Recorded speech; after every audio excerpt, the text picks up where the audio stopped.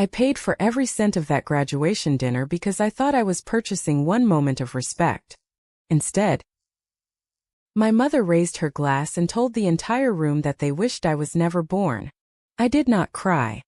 I smiled because while they were trying to erase me from the family, I realized they had already written my name on debt paperwork they thought I would never read. My name is Victoria Young. I am 33 years old and tonight was supposed to be the night I finally bought my way into my own family. I had calculated the cost of validation down to the cent. The private dining room at Lean and Brass had a minimum spend of $5,000, a deposit I had wired 3 weeks ago without blinking. The walls were paneled in dark mahogany. The sconces cast a warm, flattering amber light, and the air smelled of aged beef and expensive Cabernet. It was the kind of room where deals were closed and legacies were toasted. I had curated the guest list with the precision of a surgeon. There was Marcus, the senior partner at the consultancy firm where I had been grinding for 60 hours a week while completing my MBA. There was Professor Halloway, the woman who had told me my thesis on corporate restructuring was the sharpest she had seen in 10 years. And there were 3 of my peers, the only people who knew that my coffee order was a quadruple shot of espresso because I had forgotten how to sleep. For the first 45 minutes, I felt something I had chased my entire life. I felt substantial. We were laughing about the final capstone project. Marcus was telling a story about a client in London, and his hand was resting on my shoulder in a way that said, "Pro tier." I looked around the table at the crystal glassware catching the light and thought that I had done it. I had built a person out of sheer will. I was Victoria Young, MBA graduate, future executive, a woman who commanded respect. I belonged in this room. The imposter syndrome that usually sat on my chest like a wet wool blanket had lifted. Then the double doors opened. The shift in atmospheric pressure was instant. It was not a physical wind, but it felt like one. My parents, Ray and Darlene, walked in. They were late. 40 minutes late. I had texted them the time twice. I had emailed the calendar invite. They knew. Being late was not an accident. It was a power move. It was a reminder that my time was less valuable than theirs. Ray was wearing a suit that cost more than my first car. But he wore it with an air of inconvenience, as if dressing up for me was a chore. Darlene was in pastels, a soft powder blue that made her look harmless. That was her trick. She looked like the kind of mother who baked cookies and knit sweaters, not the kind who kept a mental ledger of every calorie you ate and every dollar you cost her. They did not smile. They did not scan the room to find my eyes. They walked in like health inspectors arriving at a restaurant they intended to shut down. "Sorry," my father said, though the word had no apology in it. He pulled out a chair without waiting for the host. Traffic on the Beltway was a nightmare, and we had to take a call from Addison.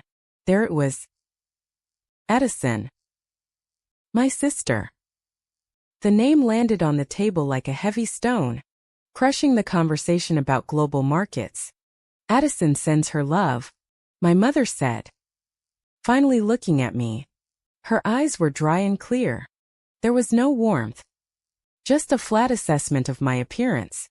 She likely noticed that my dress was a season old, or that my hair was pulled back too tightly. "She's just so busy. You know how it is at the clinic. Another crisis with the funding. She is the only one keeping that place afloat." I felt the familiar contraction in my stomach, a physical shrinking. "It is okay," I said. My voice sounded thin compared to the rich baritone of my boss. "I am glad you made it." They did not bring a card. They did not bring a gift. They barely brought their attention. They sat down, and the vacuum of their presence began to suck the joy out of the room. My colleagues, sensing the sudden frost, tried to be polite. "You must be very proud," Marcus said, leaning forward. He was trying to be charming, trying to bridge the gap. "Victoria graduated with honors, top 5% of the cohort. That is no small feat." While working full-time, my father picked up the menu, studying it with a frown. Victoria has always been good at school, he said dismissively. She likes books. Addison is more of a hands-on person. A doer. Addison is saving lives. My mother corrected softly, unfolding her napkin. She is in Guatemala right now. Or is it Honduras? I lose track. She's building a water filtration system for an orphanage. That sounds incredible, Professor Holloway said, though her eyes darted to me with concern. It is, my mother continued, her voice gaining the animation that was missing when she looked at me. She sacrifices everything. Comfort. Safety. Money.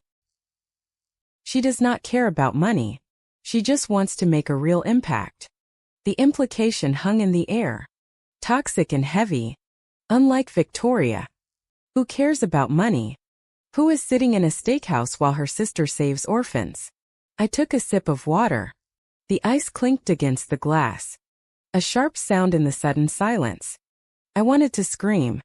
I wanted to tell them that I had sent Addison $2,000 last month because she had maxed out her credit cards. I wanted to tell them that the real impact was funded by my salary. But I did not. I did what I had been trained to do for 33 years. I swallowed it. Well, Marcus said. His voice a little louder. A little firmer. He sensed the ambush. He was a leader and he was deciding to protect his own. He picked up his wine glass. I would like to propose a toast. The table quieted. My father looked annoyed at the interruption of his review of the wine list. To Victoria, Marcus said, looking directly at me. I have managed a lot of associates in 20 years. I have never seen someone with her tenacity. This MBA is not just a piece of paper.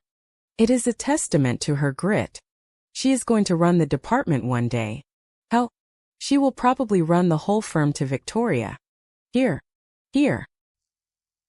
The colleagues chorused. They raised their glasses. I looked at my parents. I was begging them silently. Just this once. Just for 10 seconds. Pretend you like me. My father did not raise his glass. He kept his hand on the stem, swirling the red liquid, but not lifting it. Running a firm. He mused as if tasting a sour grape. That is the goal. Is it corporate ladder? It is a great career. Rey. Marcus said. His smile tightening. It is business. My father said. He shrugged. It is pushing paper. Moving money from column A to column B. I suppose someone has to do it. My mother said. But it was not a reprimand. It was a setup. She turned to the table, offering a sympathetic martyr-like smile to my boss. We just worry about her values. That is all. We are a family of service. Addison, well, you know, a doctor. A nurse. A social worker. Those are vocations. An MBA. She gave a small delicate laugh. It is just a degree for people who want to be rich. The insult was precise. Stripped away the hard work, the late nights, the intellect, and reduced me to something greedy and shallow. It is a degree for leaders, Professor Holloway said sharply. She had lost her patience. Leaders save people, my father said. His voice hard now. He dropped the pretense of politeness. They do not just generate profit for shareholders. The silence that followed was excruciating. It was the kind of silence that hurt your ears. My colleagues were staring at their plates. Marcus looked ready to throw our expensive appetizers at my father. I felt the heat rising up my neck. A burning shame that made my skin prickle. I had brought my world to meet my parents and they were burning it down. I looked at my mother. I needed her to stop this. I needed her to be a mother. Mom, I said. It was a whisper. Please. She looked at me. She took a slow sip of her wine. She placed the glass down on the white tablecloth with a deliberate soft thud. She looked at my pleading face at the embarrassment radiating off me. And she did not see a daughter in pain. She saw a target. You are so dramatic. Victoria, she said. Her voice was conversational, leveled, terrifyingly calm. Always have been. You need so much attention. You invite us here to this palace to show off, to prove you are better than your sister. I did not. I said. I just wanted to celebrate. Celebrate what? She asked. That you are desperate. That you need strangers to clap for you because you know the truth. Darlene. My father warned. But he was not stopping her. He was watching. Engaged. What truth? I asked. I should not have asked. I knew better. But I was bleeding out in front of my mentors, and I was desperate to cauterize the wound. My mother leaned in slightly. The candle light caught the gold cross around her neck. We wish you were never born, she said. The words did not sound like a scream. They sounded like a fact. Like she was stating the time of day. We wish you were never born. The room did not just go quiet. It died. I saw Marcus's mouth open, but no sound came out. I saw Professor Holloway grip her napkin so hard her knuckles turned white. The waiters in the corner froze. The table next to us stopped eating. The violence of the sentence hung in the air, suspending dust motes. I sat there for 5 seconds. 1, 2, 3, 4, 5. In those 5 seconds, I waited for the tears. I waited for the familiar rush of hysteria, the childhood urge to beg for forgiveness for a crime I did not commit. I waited to feel small. But something else happened. The engine that had driven me for 33 years. The engine fueled by the hope that if I just achieved enough, earned enough, paid enough, they would love me, sputtered and died. It ran out of fuel. The machinery stopped. I felt cold. Not the cold of fear, but the cold of clarity. I looked at my mother. She was waiting for me to break. She wanted the scene. She wanted me to cry so she could call me unstable. So she could tell her friends later how I ruined dinner with my emotional outbursts.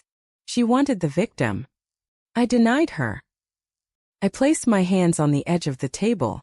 I pushed my chair back. The legs of the chair scraped against the hardwood floor. It was a long, low, grinding sound. Skirt. It was loud. It was deliberate. It was the only sound in the entire restaurant. I stood up.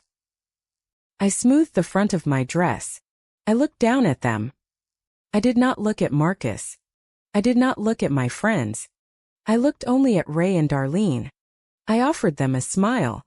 It was not a happy smile. It was the smile of a banker for closing on a home. It was polite, final and absolutely devoid of warmth. Excuse me, I said. I did not shout. I did not throw my wine. I did not argue. I turned around and walked toward the double doors.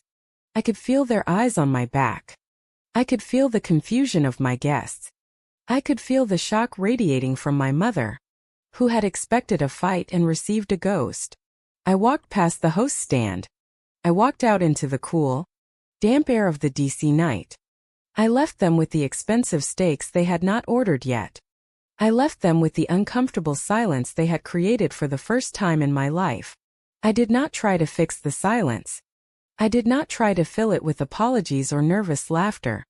I let the silence sit there heavy and suffocating right in their laps. It was theirs now. I was done carrying it. But as I stood on the sidewalk watching the rain begin to slick the pavement, I did not know that the silence was just the beginning. I did not know that inside that restaurant while I was walking away, my father was probably already spinning the story to make himself the victim. And I certainly did not know that by walking out. I had just triggered a war that would unear papers they had buried deep in the archives of a county clerk's office in Nebraska. I just knew that I was done paying for dinners. I checked my phone. 7:15 p.m. The night was young. My life, the real one, the one without them, had just started to understand why I walked out of that restaurant in Washington, D.C. And you have to understand the geography of the house in Pillion, Nebraska. where I spent 18 years trying to be invisible from the sidewalk. It looked like the American Dream starter pack. We had a manicured lawn, a 2-car garage, and a porch swing that my father painted every spring. It was the kind of house where neighbors waved to each other and assumed everything inside was as orderly as the siding. But inside, the air was different. It was thin. It was a house where there was only enough oxygen for 3 people, and I was the 4th. My sister Addison was the sun. That is not a metaphor I use lightly. She had a gravitational pull that bent the walls of our living room. If Addison had a cold, the house went into lockdown. The humidifier was dragged out. The specialty was brewed and silence was enforced so she could rest. If Addison got a B- on a history test, it was a crisis of the education system, and my mother was on the phone with the principal demanding an explanation. If Addison wanted to take dance lessons, my father picked up overtime shifts without complaining because Addison was artistic and art needed to be nurtured. I was not the sun. I was not even a planet. I was more like orbital debris, something that existed in the background, noticed only when I got in the way. I learned the rules of survival before I learned long division. Rule number 1 was to be low maintenance. If I was hungry, I made a sandwich. If I scraped my knee, I washed it off in the bathroom sink and put on a Band-Aid myself. I learned that my parents had a limited bandwidth for parenting, and Addison consumed 99% of it. I remember coming home in the 7th grade with a certificate for winning the district science fair. It was a big deal. I had beaten kids from 3 different counties. I walked into the kitchen. The certificate held out in front of me like a shield, desperate for someone to see it. My mother was at the stove stirring spaghetti sauce. My father was at the table looking through the mail. I won, I said. First place. My father looked up, glanced at the paper, and gave a tight nod. That is nice. Victoria, put it on the fridge if there is room. There was no room. The fridge was a shrine to Addison. It was covered in her drawings, her choir programs, a ticket stub from a movie she had liked, and a photo of her standing next to a horse she had ridden once at a fair. I ended up putting my certificate in my desk drawer under a stack of socks. 10 minutes later, Addison came home. She had been auditioning for the school play. She did not get the lead. She got the role of a villager with 2 lines. She burst into tears in the hallway. The kitchen immediately turned into a triage center. My mother abandoned the stove. My father dropped the mail. They rushed to her, wrapping her in a hug that looked like a fortress. They just do not see your talent. My mother cooed, stroking Addison's hair. You are too sophisticated for them, honey. That is the problem. You're too special. I stood by the pantry watching them. I was holding a juice box and I remember squeezing it until the cardboard buckled. I was the girl who had won first place, standing alone. Addison was the girl who had failed and she was being treated like a queen. That was the hierarchy. My success was expected and boring. Her failures were tragedies that required a family meeting. As I got older, the dynamic shifted from neglect to utility. I became the easy child. They started praising me, but the praise was always strangely specific. They did not say you are smart. They said thank God we do not have to worry about you. They did not say you are hardwork. They said it is good you are not expensive like your sister. I got my first job at 16 bagging groceries at the local supermarket. I worked Tuesdays, Thursdays, and Saturdays. I brought home my first paycheck, feeling a surge of independence. I wanted to buy a pair of designer jeans that all the girls at school were wearing. You know. My father said, looking at the check, since you have your own money now, you can pay for your own school lunches and your gas. It creates character. I agreed. I thought it was normal. I thought this was how adults were made. So, while Addison was getting private vocal coaching that cost $80 an hour, I was calculating how many hours I had to stand on a rubber mat scanning milk cartons to afford a yearbook. Look at Victoria. My mother would say to her friends, gesturing to me as I headed out the door in my uniform. She is so independent. We never have to give her a dime. She said it with pride. But it was not pride in me. It was pride in her own budgeting. I was an asset because I cost nothing. I was a zero balance line item. The financial grooming began so subtly that I did not even feel the trap snapping shut. It started the summer before I went to college. I had saved $3,000 for books and dorm supplies. I was going to a state school, having turned down a better university because my parents said they could not afford the tuition gap. Even though they had just bought Addison a new car for her 16th birthday because she needed a safe vehicle. One night, the air conditioning unit in the house died. It was July in Nebraska. The heat was suffocating. My father sat at the kitchen table, his head in his hands.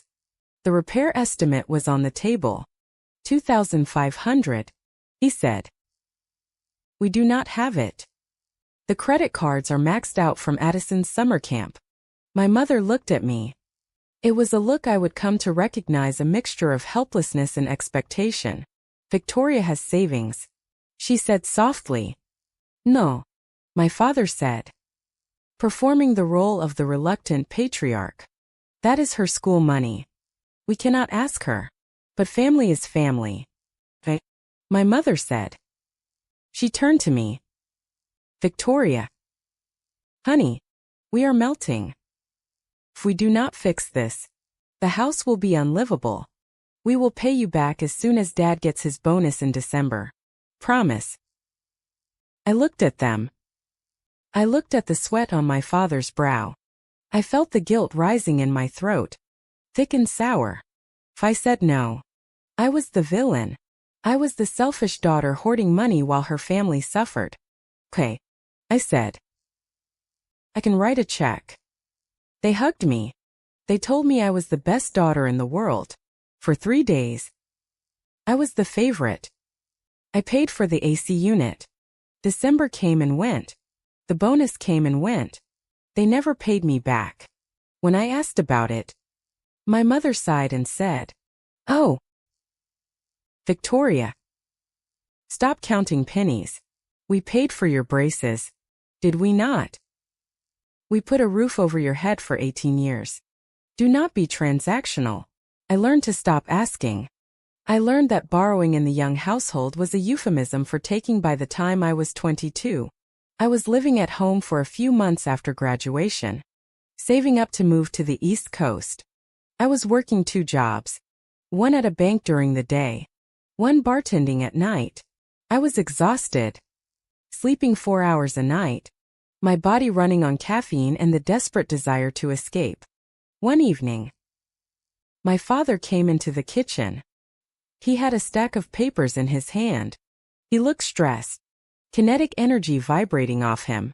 "Victoria, I need a favor," he said. He did not sit down. He stood over me while I was eating a bowl of cereal. "We are refinancing the house. Interest rates have dropped and we can save about $400 a month. It is a no-brainer." "That is good," I said, spooning cereal into my mouth. "What do you need me for?" "Well," he said, shifting his weight, "because you are living here and you are technically an adult now. The bank needs you to sign off on some residency forms just to acknowledge that you live here. It is just bureaucratic red tape." He laid the papers out on the table. He did not hand them to me. He kept his hand on the top of the stack, flipping to the signature pages. "Sign here," he said, pointing to a yellow sticky note. "And here an initial here." I was tired. My eyes were burning from a double shift. I trusted my father. He was my dad. He was the man who had taught me how to ride a bike. He was the man who carved the turkey at Thanksgiving. Parents protected their children. They did not entrap them. That was the fundamental law of the universe. "Is this going to affect my credit?" asked, holding the pen. "No. No. Absolutely not," he said, laughing as if I had told a joke. "It has nothing to do with your credit. It is just an acknowledgement of occupancy. It actually helps us." Please. Tori. The notary is coming in 20 minutes to pick this up. I need to get this done tonight or we lose the rate lock. He used my childhood nickname, Tori. He hadn't called me that in years. It triggered a soft spot in my chest. A longing for connection. I signed my name. Victoria Elizabeth Young in blue ink. I initialed the corners. I did not read the dense paragraphs of legal text above the signature line. I did not ask why my social security number was already typed onto the form. I just wanted him to stop looking stressed. I just wanted to be the good daughter one more time. Thanks. Kiddo, he said, snatching the papers away the second the ink was dry. You are a lifesaver. He left the room. I went back to my cereal. I did not know it then. But I had just signed a warrant for my own financial execution. A few weeks later, I started getting emails. They were from a bank I did not bank with, First National of Omaha. The subject lines were generic. Welcome to your new account or important information regarding your loan. I mentioned it to my mother while we were folding laundry. Mom, I keep getting these emails from First National. Did Dad put my name on something? She did not look up from the towel she was folding. Her hands kept moving rhythmic and calm. Oh, that, she said. Dad added you as an authorized user on one of the emergency cards. Just in case you ever have car trouble or something. It helps build your credit score. We are doing you a favor.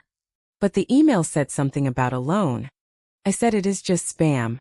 Victoria, she said, finally looking at me with a mild annoyance. They sell your email to everyone these days. Just delete it. Don't be paranoid. Why do you always look for problems where there aren't any? I felt foolish. They were helping me build credit. They were being parents. I was the one being suspicious and ungrateful. Okay, I said. Thanks. Mom. I went to my computer and marked the emails as spam. I routed them directly to the trash. I deleted the warnings. I deleted the statements. I deleted the evidence. For the next 10 years, I lived my life thinking I was building a future on solid ground. I moved to DC. I got my MBA. I worked my way up the corporate ladder.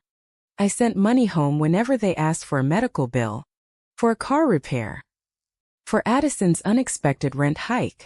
I sent it because I thought that was the price of admission to the family. I thought that if I paid enough, eventually I would buy my way onto the fridge. But now, sitting in my apartment in Navy Yard 3 weeks after the dinner with the rain hammering against the glass, my mind keeps going back to that night in the kitchen when I was 22. I am replaying the scene in high definition. I can smell the lemon pledge on the table.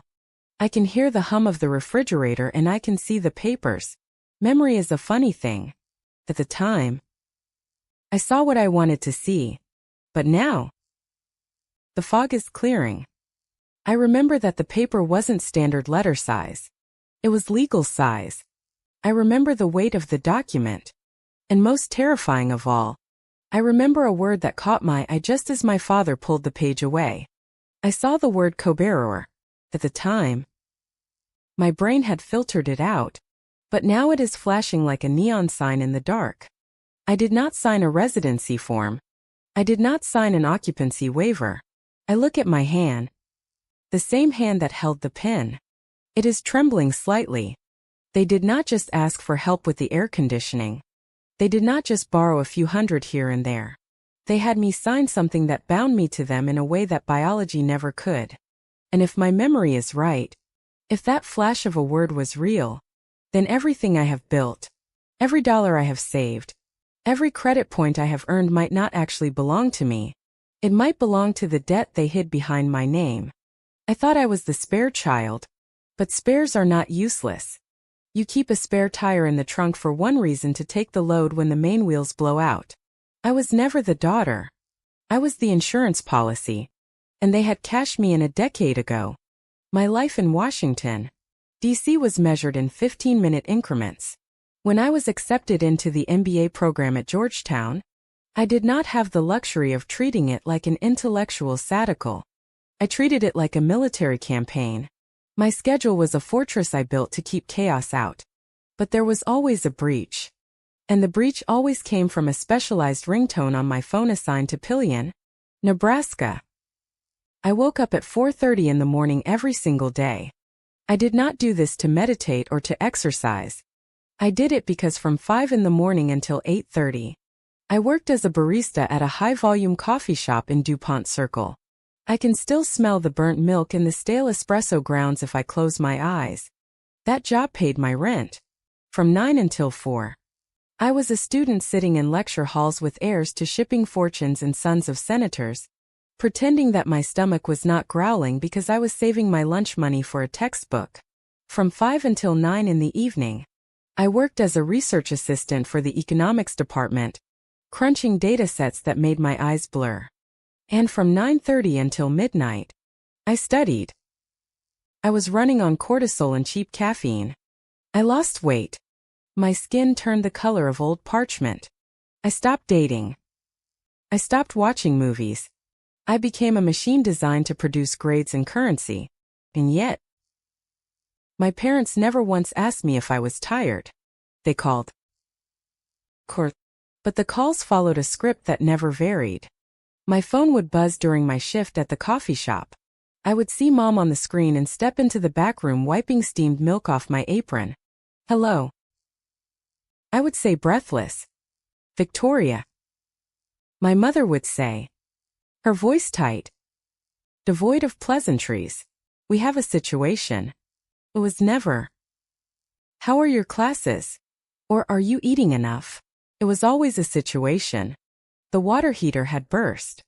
The transmission on the minivan was slipping. The property tax assessment had come in higher than expected. We are short this month, she would say. Just a temporary cash flow issue. Your father is picking up extra shifts. But we need $500 to bridge the gap until Friday. Can you transfer it? I would look at the tips in my jar. I would mentally subtract the grocery bill I had planned for the week. Mom, I just paid my tuition installment. I would say. My voice low so my manager would not hear. I'm really tight right now. We are not asking for a handout. Victoria, she would snap. The guilt trip instantaneous and practiced. We are a family. We help each other. Do you think we charged you for the nights you stayed up crying as a baby? Do you think we sent you a bill for your braces? The logic was absurd. But the trigger was effective. I was trained to feel like a burden. Any money I had was money I owed them for the crime of existing. Okay. I would say. I will send it. Thank you. She would say. Her voice instantly relaxing. You are a good girl. We will pay you back next month. They never paid me back. Next month would bring a new crisis. A roof leak. A deductible. A dental emergency. By my second semester, I stopped waiting for the calls. The anxiety of waiting for the phone to ring was worse than the loss of the money. So, I automated my own exploitation. I set up a recurring transfer of $350 on the first of every month. I labeled it utilities in my budget, but it was really peace of mind. I paid their electric bill. I paid their car insurance. I paid for the privilege of not having to hear my mother beg. I told myself I was being a good daughter. I told myself that successful people took care of their parents. But the transaction was not one way.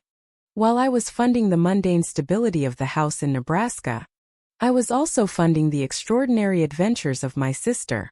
That was the hardest part to swallow. Midway through my first year, I landed a prestigious summer associate position at a top consulting firm. It was a massive win. The acceptance rate was less than 1%. Called home. Desperate to share the news. That is nice. Victoria, my mother said. Her tone distracted. But listen. We are really worried about Addison. Is she okay? Asked. My stomach dropping. She is in Peru. My mother said. She is trying to get to a remote village to help build a school, but she is stuck in Lima. Her gear was stolen. She needs a new camera to document the trip for her blog, and she needs cash for a bus ticket. It is dangerous for her to be there without funds. Mom, I said, gripping the phone. I just told you I got the job at Meridian. It pays $8,000 a month for the summer. That is wonderful. My mother said, seizing on the number. So, you can help your sister. She is out there doing God's work. Victoria. She is making a real impact. You are going to be working in an air-conditioned office. Surely, you can spare $600 to ensure her safety. I sent the money. I sent it because the alternative was imagining my sister stranded in a foreign city. But as I hit the send button, I looked at my own bank account. I had $42 left until payday. I ate instant noodles for 2 weeks so Addison could buy a new digital camera to take pictures of herself helping poor children. When Addison returned, she was hailed as a hero. The local newspaper in Pillion ran a profile on her. Local girl brings hope to the Andes. My parents framed the article and hung it in the hallway. When I visited for Christmas that year, I slept on the couch because Addison's collection of artifacts from her travels had taken over the guest room. I looked at the framed article. I looked at the new flat-screen television in the living room. I looked at the refrigerator stocked with premium organic food, and I realized something that made my blood run cold. They did not need my money to survive. They were not destitute. My father had a union job. My mother worked part-time at a bakery. They had income. They needed my money so they did not have to compromise their lifestyle to support Addison. I was the subsidy. I was the reason they could afford to indulge my sister's whims without feeling the pinch. I was the shock absorber for their bad financial parenting. They did not need me to be successful. In fact, my success was only valuable to them insofar as it could be harvested. If I was too successful, if I became too independent, I might stop paying. They needed me to be stable, compliant, and guilty. I went back to Doc with a new resolve. I stopped looking for their approval, and I started looking at the data. I am an analyst by training. I understand ledgers. I understand cash flow. I opened a spreadsheet on my laptop and password protected it. I named the file the cost of being a young. I went back through 3 years of bank statements. I logged every transfer, every emergency loan, every bill I had paid directly, every plane ticket I had purchased for a family reunion I did not want to attend. The numbers were staggering. In 3 years, while earning a student income and working 3 jobs, I had transferred a total of $24,380 to my parents. That was a down payment on a condo. That was the student loans I was currently acre-wing interest on. That was my freedom. I stared at the number until it burned into my retinas. $24,000. And for that price, I had received 0 birthday gifts, 0 visits to DC, and 0 conversations where they asked me about my life without pivoting to Addison within 2 minutes. I was not a daughter. I was a tenant in their emotional property, and the rent was raising every year. But I was trapped. I was trapped by the deep primal programming that said family is family. I was trapped by the fear that if I stopped paying, they would cut me off completely. And God helped me. Even at 33, the little girl inside me was terrified of being an orphan. So, I planned the graduation dinner. It was irrational. I know that now.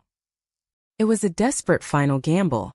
Thought, if I show them, if I bring them to my world, if I show them the respect I command here, if I treat them to the most expensive meal of their lives, maybe, just maybe, they will look at me and see Victoria the woman, not Victoria the wallet.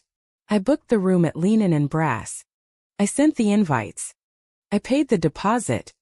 The night before the dinner, I was in my apartment steaming the wrinkles out of my dress. It was a navy blue sheath dress, tailored and professional. I wanted to look powerful. I wanted to look like someone who could not be bullied. My phone buzzed on the ironing board. It was a text from my mother. Picked it up. My heart doing that foolish little flutter of hope. Maybe she was texting to say they were excited.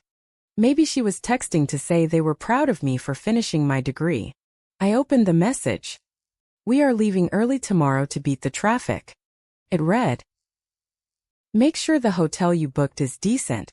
And please, Victoria, try to relax tomorrow. Do not be so uptight. Addison is taking time out of her busy schedule to call in during the dinner. Do not make this all about yourself. Do not embarrass us in front of your city friends." I read the text twice. Do not embarrass us. They were coming to my graduation, a celebration of my achievement. And their primary concern was that I would somehow humiliate them by what? By existing. By wanting to be celebrated. I looked at the dress. I looked at the spreadsheet open on my computer, the cursor blinking next to the latest transfer of $200 for gas money. Something inside me clicked. It was the sound of a latch engaging. I did not text back. I put the phone down. I finished steaming the dress. I hung it up on the back of the door where it looked like a silhouette of the person I was trying to become. I went to the mirror and looked at my face. I saw the dark circles under my eyes from years of sleep deprivation. I saw the lines of tension around my mouth. I saw the face of a woman who had been running a marathon for a finish line that kept moving. "Okay," I whispered to the empty room. One last time. The dinner was not a celebration. I knew that now. Staring at my reflection, the dinner was a test. It was a final audit. I was putting my family on the witness stand. I was giving them the best food, the best wine, the best version of myself. I was giving them a stage. If they stepped onto that stage and acted like parents, I would bury the spreadsheet. I would forgive the $24,000. I would keep trying. But if they stepped onto that stage and treated me like the help, then I would treat them like a bad investment. I would liquidate the asset. I would cut the loss. I went to sleep that night with the calmness of an executioner. I did not know yet that my mother would say the words, "We wish you were never born." I did not know about the forged signature on the deed in Nebraska. All I knew was that the invoice was due. And tomorrow, one way or another, the account would be settled. The private dining room at Lehnen and Brass was designed to make the outside world disappear. The walls were upholstered in a sound-dampening silk the color of champagne. The table was a long, polished slab of mahogany that seemed to glow under the light of a crystal chandelier. Every detail, from the heavy silver cutlery to the hand-folded linen napkins, whispered of order, prestige, and success. When the waiters poured the first round of wine, a vintage Cabernet I had selected specifically because it cost $120 a bottle, the liquid hit the crystal with a sound like a tiny melodic bell. For the first 20 minutes before the appetizers arrived, I allowed myself to float in the illusion. The air conditioning was set to a perfect 70 degrees. The jazz playing softly in the background was sophisticated and unobtrusive. My guest, Marcus, Professor Halloway, and 3 of my cohort peers were seated comfortably, their faces bathed in the golden light. "The ambience is exquisite, Victoria," Professor Halloway said, unfolding her napkin. She smiled at me, a genuine expression that crinkled the corners of her eyes. "You have always had an eye for detail. It shows in your data modeling, and it shows in your hospitality." "Thank you, Professor," I said. I felt a warmth in my chest that had nothing to do with the wine. It was the feeling of being seen. Marcus leaned back in his chair, loosening his tie just a fraction. "We were just talking about the capstone presentation," he said, directing his attention to my father. Marcus was trying to be inclusive, trying to bring my parents into the fold of my achievement. Victoria led the team. She navigated a very complex merger simulation. Honestly, most senior consultants would have struggled with the variables she managed. I looked at my father. He was holding his wine glass by the bowl, not the stem, his fingerprints smudging the crystal. He looked at Marcus with a polite vacant expression. "Is that so?" my father said. He took a sip. swishing the wine around in his mouth noisily. Well, she has always been good at school. Books are safe. The real world is a bit different. Of course. The compliment from Marcus died on the table. The simulation is based on real-world market data. Actually, I said, keeping my voice light. It is the same software Wall Street uses. Oh, I am sure it is very technical. My mother chimed in. She was sitting to my left wearing a string of pearls that I knew were fake, because I had been the one to glue the class back together 4 years ago. She patted my hand. Her skin was cool and dry. Victoria loves her computers. But tell me, Marcus, do you know anyone who works in medicine or nurses? That is where the real stories are. The pivot was so smooth it was almost elegant. I have a brother in cardiology, Marcus said, slightly confused by the sudden lane change. Oh, then you would love my other daughter, Addison, my mother said, her face lighting up with an animation that had been completely absent when looking at me. She is in South America right now. She sent us a picture this morning. She was standing in mud up to her knees, helping dig a well. Can you imagine a girl her age giving up everything to help strangers? That is very noble, Professor Holloway said politely. It is not just noble, my father added, tearing a piece of bread with aggressive precision. It is necessary. The world has enough people moving decimal points around. We need people who actually save lives. That is what we always told the girls. Make an impact. A real impact. I took a sip of water to wash down the sudden taste of ash in my mouth. Moving decimal points. That was how he described the career that had just allowed me to pay for the steak he was about to eat. Victoria's work will have a significant impact, Professor Holloway said, her voice sharpening slightly. She was a perceptive woman. She sensed the undercurrent. Corporate restructuring saves jobs. Saves pensions. It keeps economies stable. It is a different kind of surgery, Mr. Young. But it is vital. My mother laughed. It was a tinkling, delicate sound, like glass breaking on a patio. Oh, Professor. You do not have to defend her. We know Victoria works hard. She has to. She paused, letting the implication hang there that I had to work hard because I lacked natural talent. She is just very intense, my mother continued, leaning in as if sharing a confidence with the table. She gets so fixated on things. Addison is a free spirit. She flows. Victoria as well. She grinds. She has always been a little high-rung. We have to remind her to breathe sometimes. I felt the heat rising in my cheeks. I am not high-rung. Mom, I am focused. My mother said, gesturing to me with her wine glass. Defensive. Immediately defensive. You are so sensitive. Victoria. You always have been. Remember when you cried for 2 days because you got a B in algebra? She was inconsolable. We had to walk on eggshells. I was 12. I said, my voice tight. And I did not cry for 2 days. Felt like 2 days. My father muttered, buttering his bread. The table went quiet. The silence was different this time. It wasn't the silence of anticipation. It was the silence of social embarrassment. My colleagues were looking at their plates, their watches, anywhere but at me. They were witnessing a 33-year-old woman being reduced to a neurotic child in a room she had paid for. The waiters arrived with the appetizers, seared scallops with a cauliflower puree. The clatter of plates offered a brief reprieve, but the atmosphere had thickened. It felt like the air had been sucked out of the room and replaced with a heavy gelatinous gas. I looked at my plate. The scallops were perfectly seared, golden brown. I felt like I couldn't swallow a bite. This looks fancy, my father said, poking the scallop with his fork.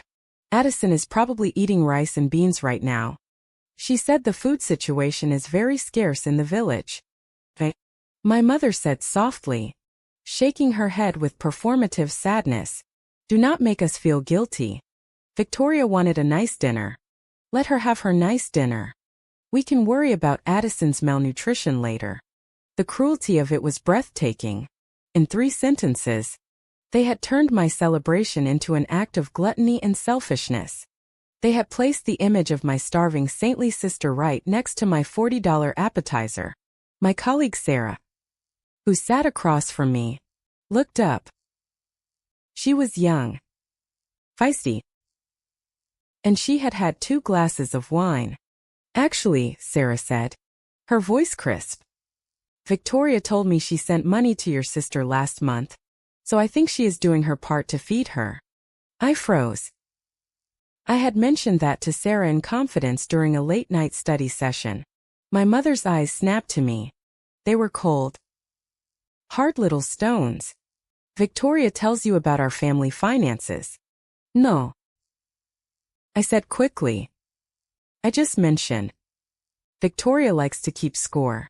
My father interrupted, looking at Sarah. That is her thing. She thinks love is a ledger. If she gives $1, she writes it down. We have tried to teach her that family does not work that way. But he shrugged. Some people are just transactional. The word hit me like a physical blow.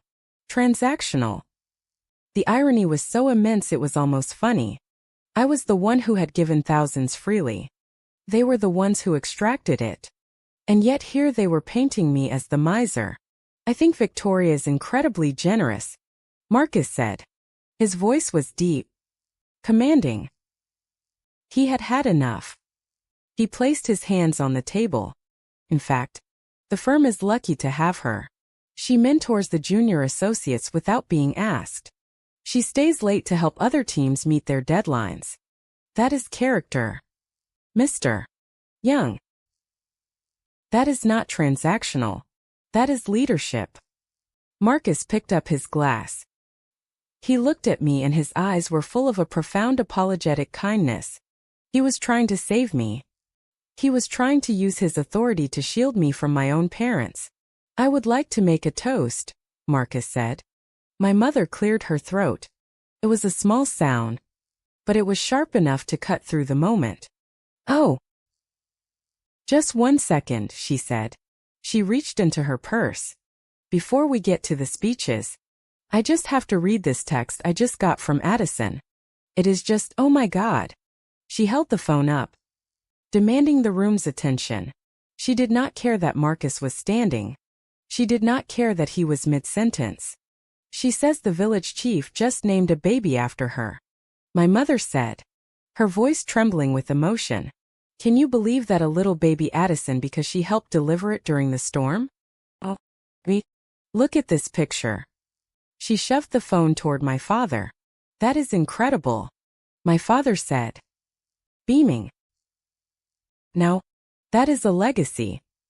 That is something that lasts longer than a quarterly report. He looked at Marcus, who was still standing, his glass raised, his face frozen in a mask of disbelief. Sorry, my father said to Marcus, not sounding sorry at all. Go ahead with your toast. We just got a little excited. It is not every day your daughter becomes a namesake in a foreign country. Marcus looked at me. He slowly lowered his glass. He sat back down. The toast was dead. The moment was gone. My mother had not just interrupted it. She had erased it. She had made it seem petty and small compared to the miracle of St. Addison. The waiter poured more wine. The sound of the liquid hitting the glass was the only noise in the room. I looked at my mother. She was smiling at her phone, typing a reply. She looked radiant. She looked happy. And in that moment, the final veil dropped. For years, I had told myself that they were just oblivious, that they were simple people from Nebraska who didn't understand my world, that they loved me but just didn't know how to show it. I had made excuses for their neglect. I had rationalized their preferences. But looking at my mother's profile, illuminated by the expensive amber light of the restaurant I was paying for, I realized I had been wrong. She wasn't oblivious. She was precise. She knew exactly what she was doing. She knew this was my big night. She knew these were my bosses. She knew that bringing up Addison would hurt me. She knew that calling me transactional would humiliate me. She wasn't doing it by accident. She was doing it because she resented me. She resented that I had escaped. She resented that I had money she couldn't control. She resented that I was sitting at the head of the table. She was not here to celebrate her daughter. She was here to put me back in my place. She was here to remind me that no matter how many degrees I earned, no matter how much money I made, I would never be the sun. I would always be the debris. I looked at the scallop on my fork. It had gone cold. The butter had congealed. I felt a strange calmness settle over me. It was the calmness of a soldier who finally sees the enemy clearly in the scope. The confusion was gone. The hope was gone. "Is everything okay?" "Victoria," Professor Holloway whispered to me. "You have not eaten." I looked up at her. "I am not hungry," I said. My mother looked up from her phone. "See," she said to the table, smiling that terrible polite smile. "She is sulking." Victoria always sulks when she is not the center of attention. I did not correct her. I did not defend myself. I just watched her. I watched her take a sip of the wine I had bought. I watched her enjoy the destruction she was causing. I waited. I knew the night wasn't over. They had taken my pride. They had taken my joy. But they weren't done. They needed to take one last thing to make the humiliation complete. And as if on cue, my mother set her glass down and looked at me with a gaze that was empty of everything except a cold, terrifying honesty. "You know," she said, her voice dropping to a level that forced everyone to lean in. The room held its breath. The silence that followed wasn't just awkward anymore. It was dangerous. It was the silence of a fuse burning down to the powder keg. The words did not come out like a scream. They did not come out like a drunken slur or a burst of accidental anger.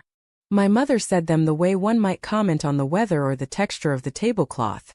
She said them with a terrifying placid clarity. "We wish you were never born. Time is a strange thing. Physicists say it is relative. But in that moment, ceased to be linear. It became a solid object. A heavy, suffocating block of concrete that dropped onto the center of the table. I saw the physics of the room react before my brain could process the meaning. I saw Marcus's hand jerk. A reflex spasm that sent his heavy silver fork clattering against the fine china. The sound was sharp and violent. A single metallic clink that echoed in the silence. I saw Professor Holloway's mouth open slightly, her breath hitching in a way that sounded like a small gasp for air.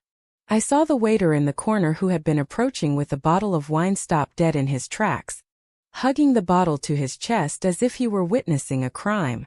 My mother did not blink. She did not look away. She sat there, her hands folded on the white linen, looking at me with an expression of mild challenge. She was waiting for the explosion. She was waiting for me to flip the table, to scream, to cry, to give her the reaction that would justify her narrative that I was the unstable one. She wanted a scene so she could play the victim of my drama. My father continued to chew his bread. He did not look up. That was his role. He was the silent partner in my assassination. His silence was the signature on the death warrant. I looked at them. For the first time in 33 years, I did not see my parents. I did not see the people who had raised me. I saw two strangers who had been holding me hostage. I felt a physical sensation in my chest. But it was not pain. It was a clicking sound, like a breaker switch tripping in a fuse box to prevent a fire. The connection was cut.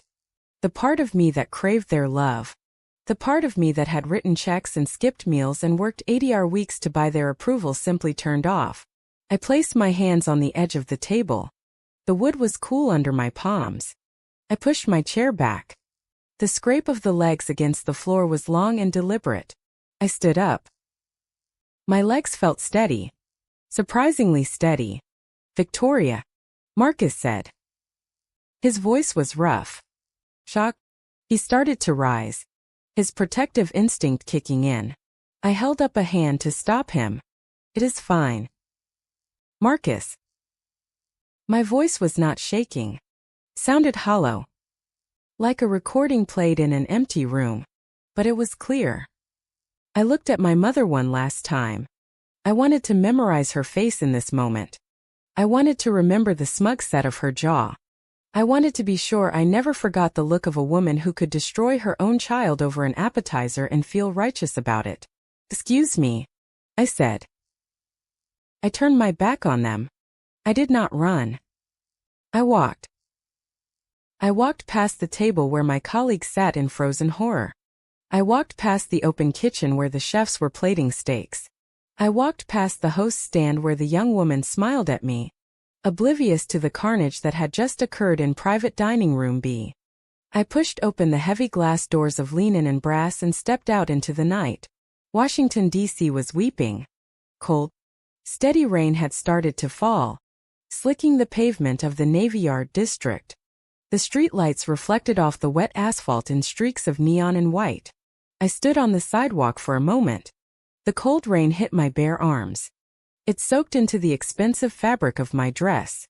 It plastered my hair to my forehead. I did not open my umbrella. I needed to feel the cold. I needed to feel something real to counteract the unreality of what had just happened. I started walking. I did not hail a cab. I just walked. My heels clicked against the concrete. Click, click, click. The rhythm was soothing. I walked past the trendy bars where young staffers were drinking happy hour beers. I walked past the construction sites of new luxury condos. I walked until my feet went numb. Inside, I was empty. It was a vast, cavernous emptiness. I felt like a house that had been gutted by fire, leaving only the exterior walls standing. But inside that emptiness, there was a strange new light. It was the light of liberation. They wished I was never born. Okay, if I was never born, then I did not exist. And if I did not exist, I did not owe them anything. I reached my apartment building 20 minutes later. The doorman, a kind older man named Henry, saw me soaking wet and rushed to open the door. Young, are you all right?" he asked, concern etching his face. "You are drenched." "I am fine, Henry," I said. "I just needed some air." I took the elevator up to the 12th floor. The silence of the hallway was heavy. I unlocked my door, stepped inside, and locked it behind me. I threw the deadbolt. Then I engaged the chain. It was a symbolic gesture. They did not have keys, but I needed to feel the world locking them out. My phone, which I had clutched in my hand the entire walk, began to buzz. It vibrated against my palm like an angry insect. I looked down. Mom, 3 missed calls. Dad, 2 missed calls. Then the texts started rolling in. I watched them appear on the screen, detached, as if I were reading a case study for a psychology class. "Mom, where did you go? You cannot just walk out on a bill like that. Mom, you are being incredibly immature. We were just having a conversation. Mom, you embarrassed us in front of your boss. I hope you're happy. Everyone is staring at us. Dad, pick up the phone. Victoria, you are making a scene. Mom Addison would never treat us like this." I walked into the kitchen. I did not turn on the lights. The glow of the city outside the window provided enough illumination. I poured myself a glass of water. My hands were steady. I sat down on one of the bar stools at my kitchen island. I placed the phone on the counter. "You embarrassed us," I whispered to the empty room. That was their takeaway. Not that they had told their daughter she was a mistake. Not that they had shattered a family bond, but that I had made them look bad by refusing to sit there and take it. I unlocked my phone. I ignored the texts. I did not open the messaging app. Instead, I opened my banking app. Face ID recognized me. The dashboard loaded. I saw the numbers, the balance I had carefully built up, and below that, the scheduled transfer section. I tapped on it. There were 3 recurring payments set to go out in the next 48 hours. The first was titled Mom, Dad, Utilities, $350. It was set to transfer on the 1st of the month. It covered their electricity, their water, and a portion of their cable bill. I had paid this every month for 4 years. I stared at the delete button. It was a small red trash can icon. Pressed it. A confirmation box popped up. Are you sure you want to cancel this recurring transfer? I wish I was never born, I said aloud. Ghosts do not pay electric bills. I tapped yes. The line item vanished. The second transfer was titled, Dad Insurance $215. It was for his truck. He had told me the premium went up because of his age. I had never asked to see the policy. I just paid it. I pressed the red trash can. Delete. Confirm. Gone. The third transfer was the biggest. It was titled Family Support Fund. $500. This was the slush fund. This was the money that inevitably found its way to Addison. This was the money that bought her plane tickets, her cameras, her spiritual journeys. My finger hovered over the screen. This one felt heavier. This one felt like I was cutting an artery. This was the money that bought their love. If I cut this, I was cutting the only value I had in their eyes. I thought about the dinner. I thought about the look on my mother's face when she talked about the baby named Addison. I thought about the scallop I didn't get to eat. I pressed the button. I pressed it hard. Transfer canceled. I sat back. The screen showed no upcoming scheduled transfers. It was done. I had just given myself a raise of over $1,000 a month. But more than that, I had just declared independence.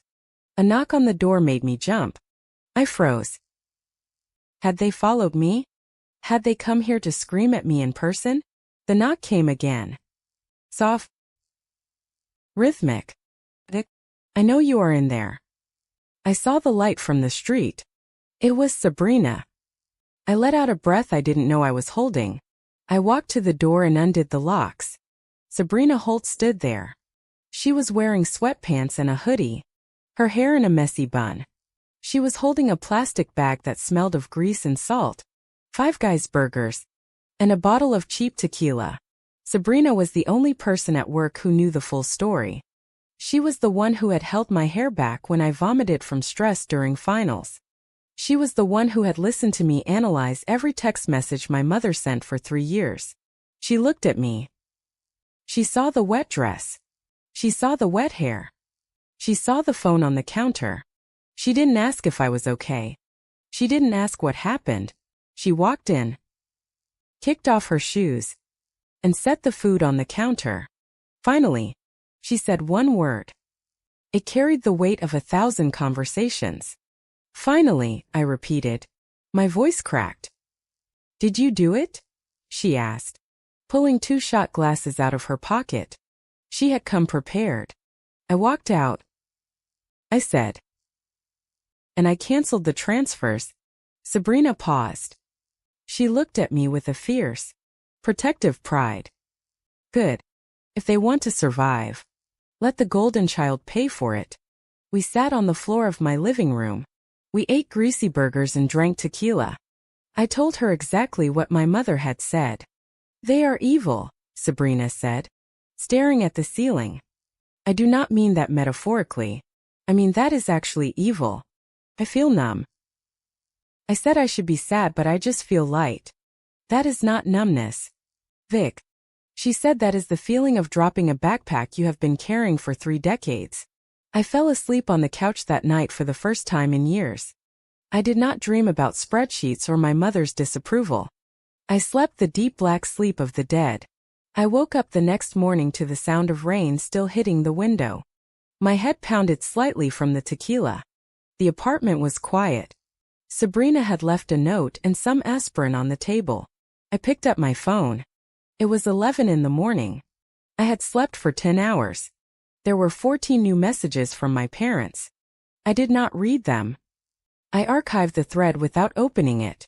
I opened my email to check my work schedule. At the very top of the inbox, there was an email that had arrived at 4:18 in the morning. It was not from work. It was not from the restaurant. It was from a secure document delivery service used by the banking industry. The subject line was written in bold red text. Action required. Past due notice. Hellolock account ending in 8842. Default warning. I stared at the screen. Hellolock home equity line of credit. I did not own a home. I rented an apartment in Navy Yard. I had never taken out a line of credit. I sat up. The headache vanishing instantly. My heart began to hammer against my ribs. A different rhythm than the night before. This was not emotional pain. This was adrenaline. I clicked on the email. Dear Victoria Elizabeth Young, this is a formal notification that your home equity line of credit secured by the property at 4209 Elm Street, Hillian, Nebraska, is 60 days past due. As the primary borrower, you are responsible for the outstanding balance of $142,000. Please contact the Loss Mitigation Department immediately to avoid foreclosure proceedings. The phone slipped from my hand and hit the floor. 4209 Elm Street, my parents' house. Primary borrower. I was not just the girl who paid the electric bill. I was not just the authorized user they had lied about to build my credit. They had taken out a second mortgage on their house, and they had done it in my name. The calmness of the night before evaporated. The cold, hard clarity returned, but this time it was sharp enough to draw blood. I picked up the phone. I did not call my parents. I did not call Sabrina. I opened the contact for the lawyer my firm used for real estate disputes. We wish you were never born, my mother had said. I looked at the email again. $142,000. Be careful what you wish for, Mom, I whispered. Because you just messed with the wrong analyst. 3 weeks. That is exactly how long silence sounds like when you stop paying for the noise for 21 days. My phone had been quiet. No requests for money. No guilt trips about not visiting. No updates on Addison's sainthood. I had gone to work. I had come home. And I had sat in my apartment in Navy Yard listening to the hum of the refrigerator and the traffic on M Street, marveling at how peaceful my life had become. I had started to believe that the email about the loan default was a mistake. A clerical error that my lawyer was quietly handling in the background. I had started to believe that by cutting the financial cord, I had finally exorcised the ghosts. I was wrong. It was Saturday morning. I was drinking coffee and reading a book, a novel for pleasure. Something I had not done in 4 years when the knock came. It was not a polite knock. It was not the tentative tap of a neighbor asking for a package. It was a rhythmic, authoritative pounding. Bam, bam, bam. It was the sound of ownership. I froze. My apartment building had a doorman, but my parents had a way of bypassing barriers. They probably told Henry they were surprising their daughter. They were good at performing the role of the wholesome Midwestern family when they needed access. I walked to the door and looked through the peephole. The fisheye lens distorted them, but there was no mistaking the beige trench coat my mother wore or the impatient set of my father's shoulders. I debated not opening it. I debated calling the police. But the little girl inside me, the one who was still afraid of getting in trouble, hesitated. And in that hesitation, the pounding came again. Louder this time. Victoria. We know you are in there. My father's voice boomed through the wood. I unlocked the deadbolt. I did not take the chain off. I opened the door 2 inches. What do you want? I asked. My mother's face appeared in the gap. She did not look like a woman who had told her daughter she wished she had never been born. She looked like a woman who was inconvenienced by a slow waiter. Open the door. Victoria, she said. We need to talk. We have nothing to talk about, I said. You said everything you needed to say at the dinner. Do not be childish. My father snapped from behind her. This is an emergency. It is about your sister. Open the damn door. The mention of Addison was the key, as it always was. If something had happened, if she was hurt, if she was dead, I needed to know. Not because I owed them, but because I am a human being. I closed the door, slid the chain off, and opened it fully. They did not wait for an invitation. They brushed past me, bringing the smell of damp wool and judgment into my sanctuary. My father walked straight to the living room and stood in the center of the rug, looking around with a critical eye. My mother dropped her purse on my kitchen counter, right on top of my book, and turned to face me. You blocked the transfers, she said. It was not a question. It was an accusation. Yet, I said. I stayed near the door, keeping an exit strategy open. I did. Do you have any idea what you have done? She asked, her voice rising in pitch. Addison is in trouble. Real trouble this time. She is in a hostel in Cusco, and there was an issue with her visa.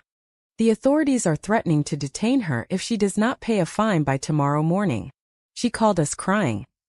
Victoria crying. So send her the money, I said, leaning against the door frame. You have jobs. You have savings. My father let out a short, bitter laugh.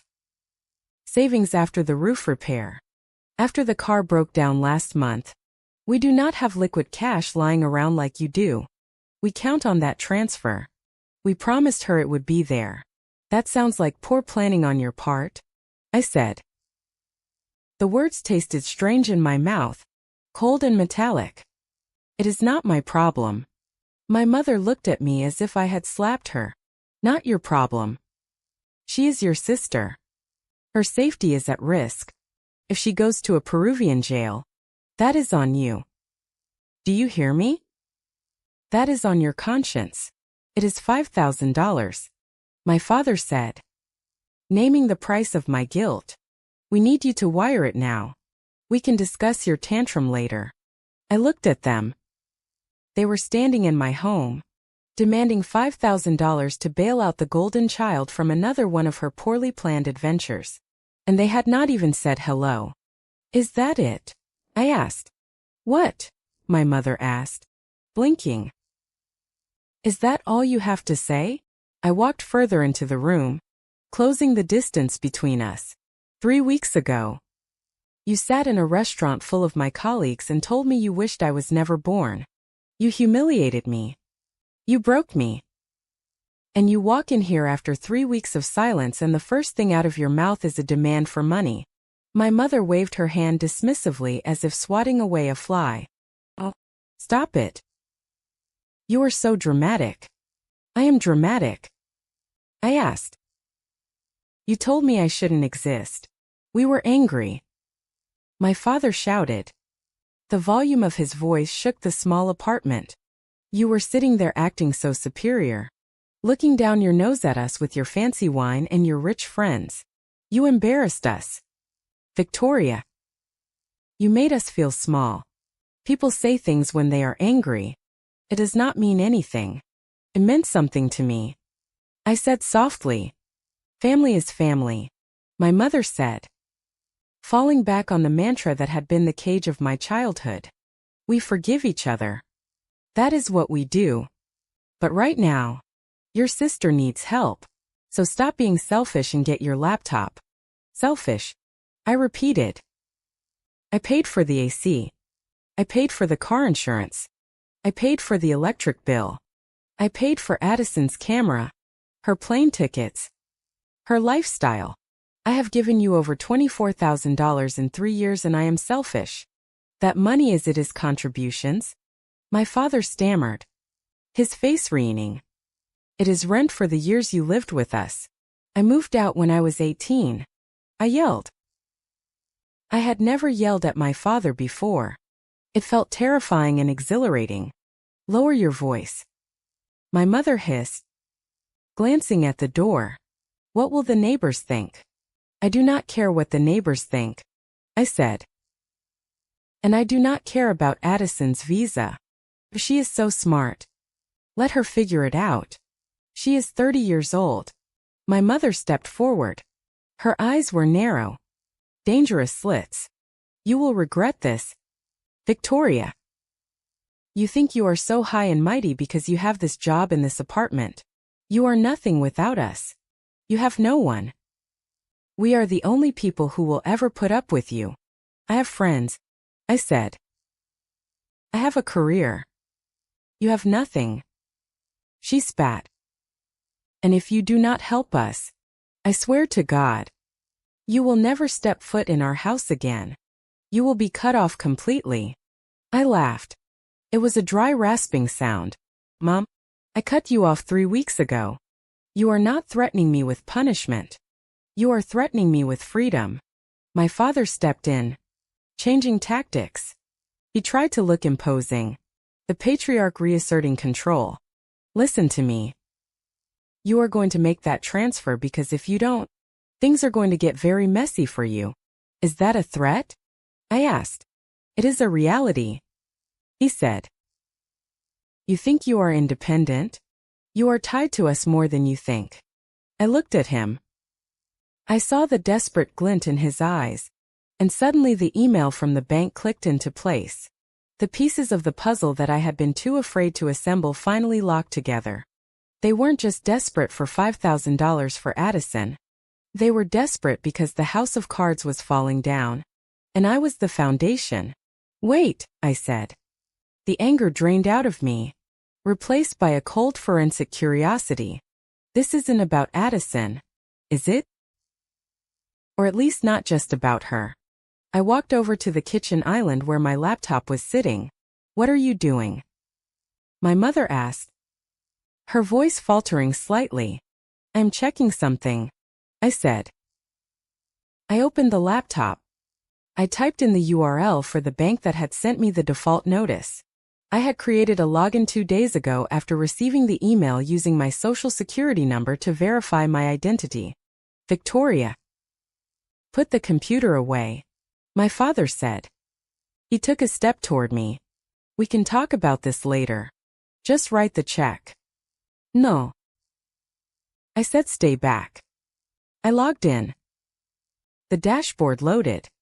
The numbers on the screen were stark black against a white background. Account overview. Home equity line of credit. Property 4209 Elm Street, Pillion, Nebraska. Principal balance $142,380. Status past due 60 days. And they're right at the top under account holder information. Primary borrower Victoria Elizabeth Young. Co-borrower Ray Anthony Young. Co-borrower Darlene Marie Young. I stared at the screen. My breath caught in my throat. Primary, I whispered. I turned the laptop around so they could see the screen. Primary borrower, I said, pointing to my name. My parents stopped moving. My mother's hand went to her throat. My father looked at the floor, his jaw working silently. You didn't just refinance, I said, my voice shaking with the magnitude of the betrayal. You didn't just ask me to sign a residency form. You took out a line of credit in my name. You used my credit score, my income history to secure a loan against your house. And you made me the primary responsible party. It was the only way. My father exploded, the defense bursting out of him. Our credit was bad. The medical bills. The credit cards. The bank wouldn't touch us. But you had pristine credit. We needed the money to fix the house to keep the family afloat. $140,000. I asked. To fix the house. You put a new roof on that cost $10,000. Where is the rest of it? Where did the other $130,000 go? Silence. I looked at my mother. She wouldn't meet my eyes. It went to Addison. Didn't it? I asked. She needed help. My mother whispered. Grad school. The trips. Living expenses. She is trying to find herself. Victoria. You mortgaged my future to pay for her vacation, I said. And you did it by lying to me. You committed fraud. You tricked a 22-year-old into signing a loan document. It is not fraud. My mother cried. You signed it. It is a family arrangement. We have been making the payments mostly. Mostly? I pointed at the screen. You haven't paid in 3 months. That is why you are here. Not for Addison's visa. You are here because the bank is threatening to foreclose and you need me to bail you out so you don't lose the house. My house? It is our house. My father growled.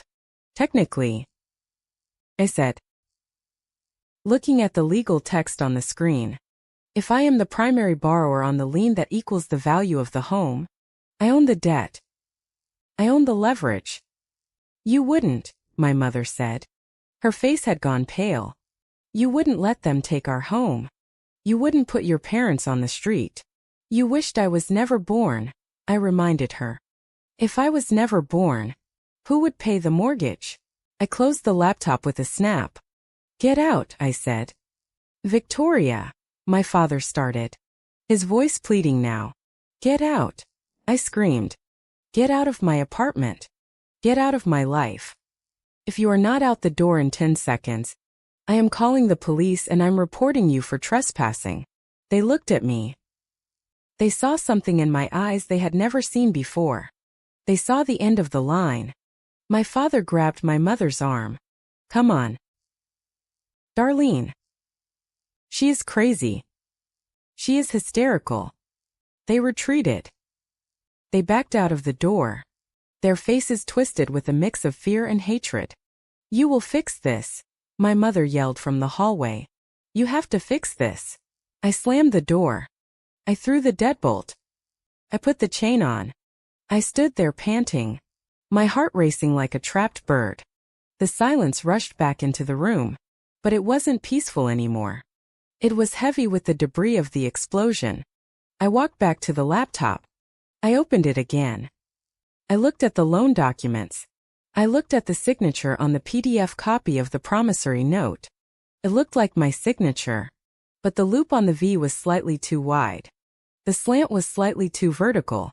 I remembered that night in the kitchen. The rush. The notary is coming. The sticky notes covering the text. They had tricked me. Yet, but looking at the document dates, I saw something else. There was a modification agreement signed 2 years ago. An increase in the credit limit. I was in Don C 2 years ago. I had not been in Nebraska. I looked at the signature on the modification. It was Victoria Young. But I hadn't signed that. I had never seen that paper. I felt a cold chill run down my spine that had nothing to do with the temperature. They forged it. I whispered. They didn't just trick me. They forged the second one. I went to my closet. I pulled out a plastic bin where I kept my important documents, my birth certificate, my passport, my tax returns. I dumped the box onto the floor. Okay, I said to the empty room. You want to talk about family? Let's look at the family records. I was going to audit them. I was going to find every piece of paper, every tax filing, every credit inquiry. I was going to reconstruct the crime scene of my own life. They had come here to get $5,000. Instead, they had just given me the weapon I needed to destroy them. The Sarpy County Register of Deeds website looked like it had been built in 1998. It was a clunky beige interface with small blue hyperlinks, the kind of government portal that discourages casual browsing. But I was not a casual browser. I was a forensic accountant dissecting the corpse of my own life. I sat cross-legged on my living room floor, surrounded by the silence I had fought so hard to reclaim. My laptop screen was the only source of light. I had paid the subscription fee $25 for 24 hours of access, and I was typing my father's name into the search bar. Young Ray. The search will spun for 3 seconds. 3 seconds to undo 33 years of trust. The results populated a list of 15 documents. I scanned the dates. Most were standard. The original mortgage from 1995. a release of lien from 2001. Then a long gap. And then the activity started. I clicked on a document dated May 12, 2014. The document type was listed as Deed of Trust. I clicked View Image. The PDF loaded slowly line by line. It was the refinance. I recognized the date immediately. It was 3 weeks after I had graduated college. The week I was living at home before moving to DAC. It was the night of the residency form. I scrolled to the bottom of page 14. There were 3 signatures. Ray Anthony Young, Darlene Marie Young, Victoria Elizabeth Young. I stared at my own name. The ink was blue. The loop on the V was sharp. I remembered the pen. It was a cheap promotional ballpoint from a local insurance agency. I remembered my father tapping the paper saying just a formality. I read the paragraph above the signatures. It was not a residency acknowledgement. It was a joint and several liability clause. Borrowers agreed to be jointly and severally liable for the repayment of the debt. I felt a wave of nausea, hot and sour, rise in my throat. I had signed it legally. I had signed it. I had been 22, literate, and sober. The fact that I hadn't read it because I trusted my father was not a legal defense. It was just a testament to my own stupidity. But that was just the beginning. I went back to the search results. I looked for the next document. There was a filing from 3 years later, 2017. I frowned. In 2017, I was living in Georgetown. I was working at the coffee shop in the consultancy firm. I had not been to Nebraska that entire year because I couldn't afford the flight. The document was titled Modification of Security Instrument, Helic Home Equity Line of Credit. I clicked on it. The loan amount was for $50,000. I scrolled to the signature page. Ray Anthony Young, Darlene Marie Young, Victoria Elizabeth Young. I zoomed in. The signature said my name. It looked like my handwriting. It had the same slant, the same spacing. But I wasn't there. I was 1,500 miles away, probably serving a latte or studying for a macroeconomics exam. My heart began to hammer against my ribs, a frantic hummingbird rhythm. I opened a new tab. I logged into my old email account, the one I had used in college, the one I rarely checked anymore because it was filled with spam. I searched First National Bank. Hundreds of results appeared. Most were unread. Statement available. Privacy notice. Account update. I clicked on one from 2017. Dear customer, thank you for enrolling in paperless billing.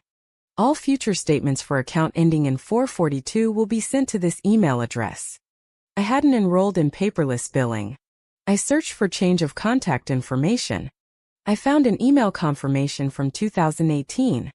The email address associated with your profile has been updated to the Young Family NEB. I stopped breathing for a moment. They had accessed my account. They had likely guessed my password. It was probably the name of our childhood dog followed by the year I was born. A password I used for everything back then. They had logged in, switched the notifications to their email, and then proceeded to manage the debt in the dark. I went back to the county records. There was another document. 2019. An increase in the credit limit to $100,000. Another signature. Victoria Elizabeth Young. And finally, the most recent one last year. A consolidation loan that wrapped the Helilock and the remaining mortgage into one new massive ball of debt totaling $142,000. Victoria Elizabeth Young. I sat back, my hands trembling. I wasn't just a co-signer. I was the engine. They had used my credit score, which I had meticulously built by paying off my student loans and credit cards to anchor their borrowing. They couldn't get these loans on their own. Their credit was likely shot. But with my name attached, with the income of a D.C. consultant attached, the bank opened the vault. And then I realized something even more sickening. I opened my spreadsheet. The cost of being a young file. I looked at the recurring transfers I had set up. The utilities transfer. $350. The insurance transfer, $215. The family support transfer, $500. Total $1,065 a month. I opened a mortgage calculator in a new tab. I typed in $140,000 at an interest rate of 7%. The monthly interest-only payment was approximately $815. I covered my mouth with my hand.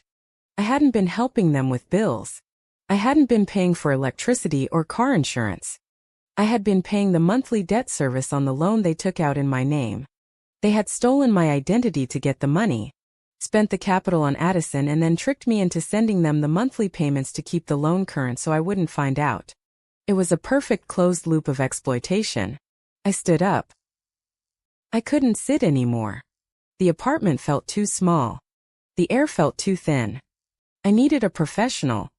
Sabrina had texted me a contact earlier that morning. Elias Thorne.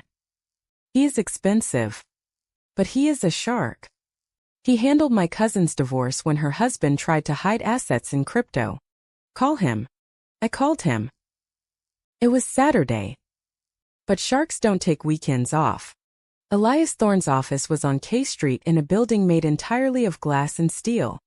Even on a Sunday morning, because I insisted and because I paid the emergency retainer fee of $2,000 upfront. The lobby smelled of expensive sanitizer and money. Elias was a man who looked like he had been born in a suit. He was 50. Silver-haired with eyes that were intelligent and completely devoid of sympathy. He didn't offer me coffee. He pointed to a chair. "Show me," he said. I laid it all out. The printed deeds from the county website. The bank statements. The email logs. The spreadsheet of my transfers. He put on a pair of rimless glasses and began to read. He didn't speak for 20 minutes. The only sound in the room was the turning of pages and the hum of the HVAC system. I watched him. I felt like a patient waiting for a diagnosis of a terminal illness. Finally, he looked up. He tapped the document from 2014. The refinance. "This one," he said. His voice growly and precise. "You say you signed this?" "Think so," I said. I remember signing papers that night. My father told me they were residency forms. He covered the text. I was 22. Elias nodded. "That is difficult. Fraud in the inducement is hard to prove after 11 years. Especially when you are an educated adult. You signed it. A court will likely say you had a duty to read what you were signing." He slid that paper aside. "But these," he said, placing his hand on the Helilock modification from 2017 and the limit increase from 2019. "You were not in Nebraska." "No." I said, "I can prove it. I have credit card receipts from DAC. I have work logs. I have geolocation data from my phone photos. I was nowhere near Pillion."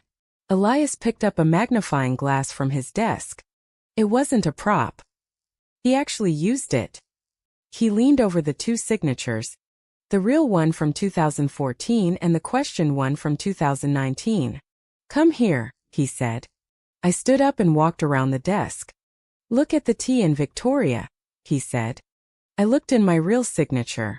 The cross of the T was a quick sharp slash that connected to the O in the 2019 signature. The cross of the T was perfectly horizontal, detached from the next letter. "And look at the pressure points," Elias said. "See how the ink pulls slightly at the bottom of the Y here? That is hesitation. That is someone drawing a signature, not writing one. It is a tracing or a practice run." He sat back and took off his glasses. "This is forgery," he said. "Aggravated identity theft. Bank fraud. White fraud. Because they use the internet to process it in the state of Nebraska, and federally these are felonies. Serious ones." I stared at the papers. "My parents." "Your parents committed a crime," Elias corrected. "And not a small one. They encumbered you with 6 figures of debt without your consent." He looked at me, his gaze piercing. Young, I need to ask you something and I need an honest answer." Why did they do this? For my sister.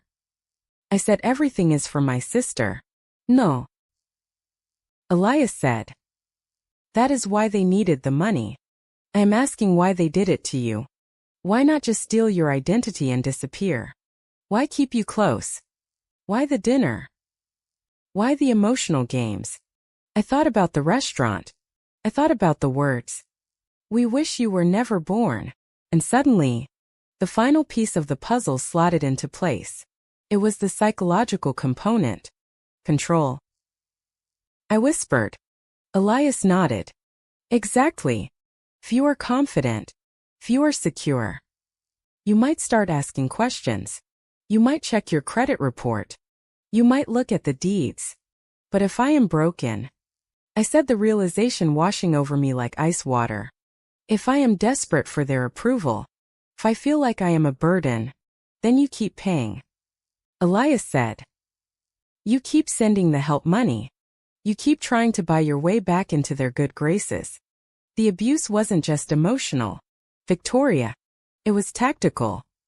They needed you to feel worthless so you wouldn't realize you were actually the one holding the checkbook. We wish you were never born, I repeated. It wasn't an insult. It was a strategy. It was a nuking of my self-esteem designed to keep me on my knees. Too busy begging for love to notice they were picking my pocket. What are my options? I asked. My voice was steady now. The sadness was gone. Elias leaned forward. We have two paths. Path. A civil lawsuit. We sue to quiet the title. Remove your name from the deed and recover the money you sent them. It is messy. It is public and it takes years. And path B? I asked. Path B is the nuclear option. Elias said. We file a police report for identity theft and fraud. We send a packet to the bank's fraud department proving you were not in the state when the loans were signed. The bank will investigate. Once they confirm the forgery, they will remove your liability. And what happens to the borrowers who forged the signature? I asked. The bank will call the note due immediately. Elias said. They will foreclose on the house, and they will likely refer the case to the district attorney for prosecution. Your parents could go to prison. The room was silent. I looked at the forged signature. I looked at the loop on the Y that hesitated. I thought about Addison in Peru or wherever she was, spending the money I was legally responsible for. I thought about my father's arrogance. I thought about my mother's cold eyes. They said family is family. I said, that is a nice sentiment. Elias said. But in a court of law, fraud is fraud. I reached into my bag and pulled out the hard drive I had brought with me. I have more. I said. I have the emails where they impersonated me. I have the bank transfer logs. I have the text messages. Elias smiled. It was a shark smile. Good. Then we are not just going to defend you. Young. We are going to eviscerate them. There is one more thing. I said. I pulled out a folded piece of paper from the stack. It was the only thing I had printed that wasn't a legal document. It was a copy of the menu from Linden and Brass. I want them to know it was me. I said. I don't want the bank to just send a letter. I want them to know that I figured it out. Oh. They will know. Elias said. Because before we go to the police, we are going to invite them to a settlement conference. We will give them one chance to confess. They won't confess. I said. They will lie. I count on it. Elias said. And when they lie on the record with a court reporter present, they seal their own fate. I looked out the window at the DC skyline. The rain had stopped. The sun was trying to break through the clouds. Set it up, I said. Let's bring the family together one last time. The war moved from my living room to my livelihood on a Tuesday morning at 10 o'clock. I was sitting in a glass-walled conference room at Meridian Row Consulting, leading a strategy session for a pharmaceutical client. We were discussing supply chain optimization. I was mid-sentence pointing to a projection of quarterly logistics costs. When the heavy oak door opened, it was not a client. It was not a junior associate bringing coffee. It was Sarah, the receptionist, looking pale and terrified. Behind her stood Marcus, the senior partner who had toasted me at the dinner. His face was unreadable. "Victoria," Marcus said, his voice low. "Can we speak in my office now?" The room went silent. In the consulting world, being pulled out of a client meeting by a senior partner is the equivalent of a public execution. I saw my team exchange glances. I capped my marker. "Excuse me for a moment," I said to the client, keeping my voice steady. "My associate will walk you through the Q3 projections." I walked out. I followed Marcus down the hallway to his corner office. I did not ask what was wrong. I knew I could feel the invisible thread tugging from Nebraska, tightening around my neck. Marcus closed the door. He did not sit behind his desk. He leaned against it, crossing his arms. "I just got off the phone with your father," he said. I didn't flinch. I had anticipated this. "I apologize." "Marcus, I assume he told you I was having a breakdown." Marcus raised an eyebrow. "He told me he was conducting a wellness check. He said you were displaying signs of mental instability and erratic financial behavior. He suggested that the firm should be careful with you handling sensitive client assets. He implied there might be a substance abuse issue. It was a scorched earth tactic. If they couldn't control my money, they would destroy the source of it. They wanted me fired. They wanted me destitute because if I was broken and broke, I would have to crawl back to them." "See?" I said. "And did he mention the $142,000 of debt they forged in my name?" Marcus blinked. "Excuse me. I am currently in the process of filing a fraud investigation against Ree and Darlene Young." I said, my voice was cool, professional. The same tone I used when advising a CEO to liquidate a failing subsidiary. "They have taken out fraudulent loans using my identity. When I discovered it 3 days ago and stopped paying their bills, they threatened to ruin my reputation. This phone call is retaliation. It is extortion." I reached into my portfolio and pulled out a letter. Elias Thorne had drafted for this exact scenario. It was on his firm's letterhead, heavy cream-colored paper that screamed litigation. "This is a statement from my attorney," I said, placing it on Marcus' desk. "It outlines the active investigation. I was going to brief HR this afternoon, but since they accelerated the timeline, I am briefing you now." Marcus picked up the letter. He scanned the legal jargon. He looked at the phrases identity theft, forgery, and pending criminal complaint. The tension in his shoulders dropped. He wasn't looking at a liability anymore. He was looking at a victim who was handling a crisis with terrifying competence. "Jesus. Victoria," he whispered. "Your own parents. I would like to proactively log a report with HR and building security," I said. "I want their names and phone numbers added to the blocked list. If they call again, I want the call routed to legal, not to you. I will not let their criminal behavior disrupt Meridian's business." Marcus nodded slowly. "Do it. Take the rest of the day if you need to." "I don't need the day," I said. "I have a client presentation to finish. I will handle HR at lunch." I walked out of his office. I went back to the conference room. I picked up the marker. "Apologies for the interruption," I said to the room. "Let's look at the distribution channels in the Midwest region." I finished the meeting. I nailed the presentation. And then at 12:30, I went to war.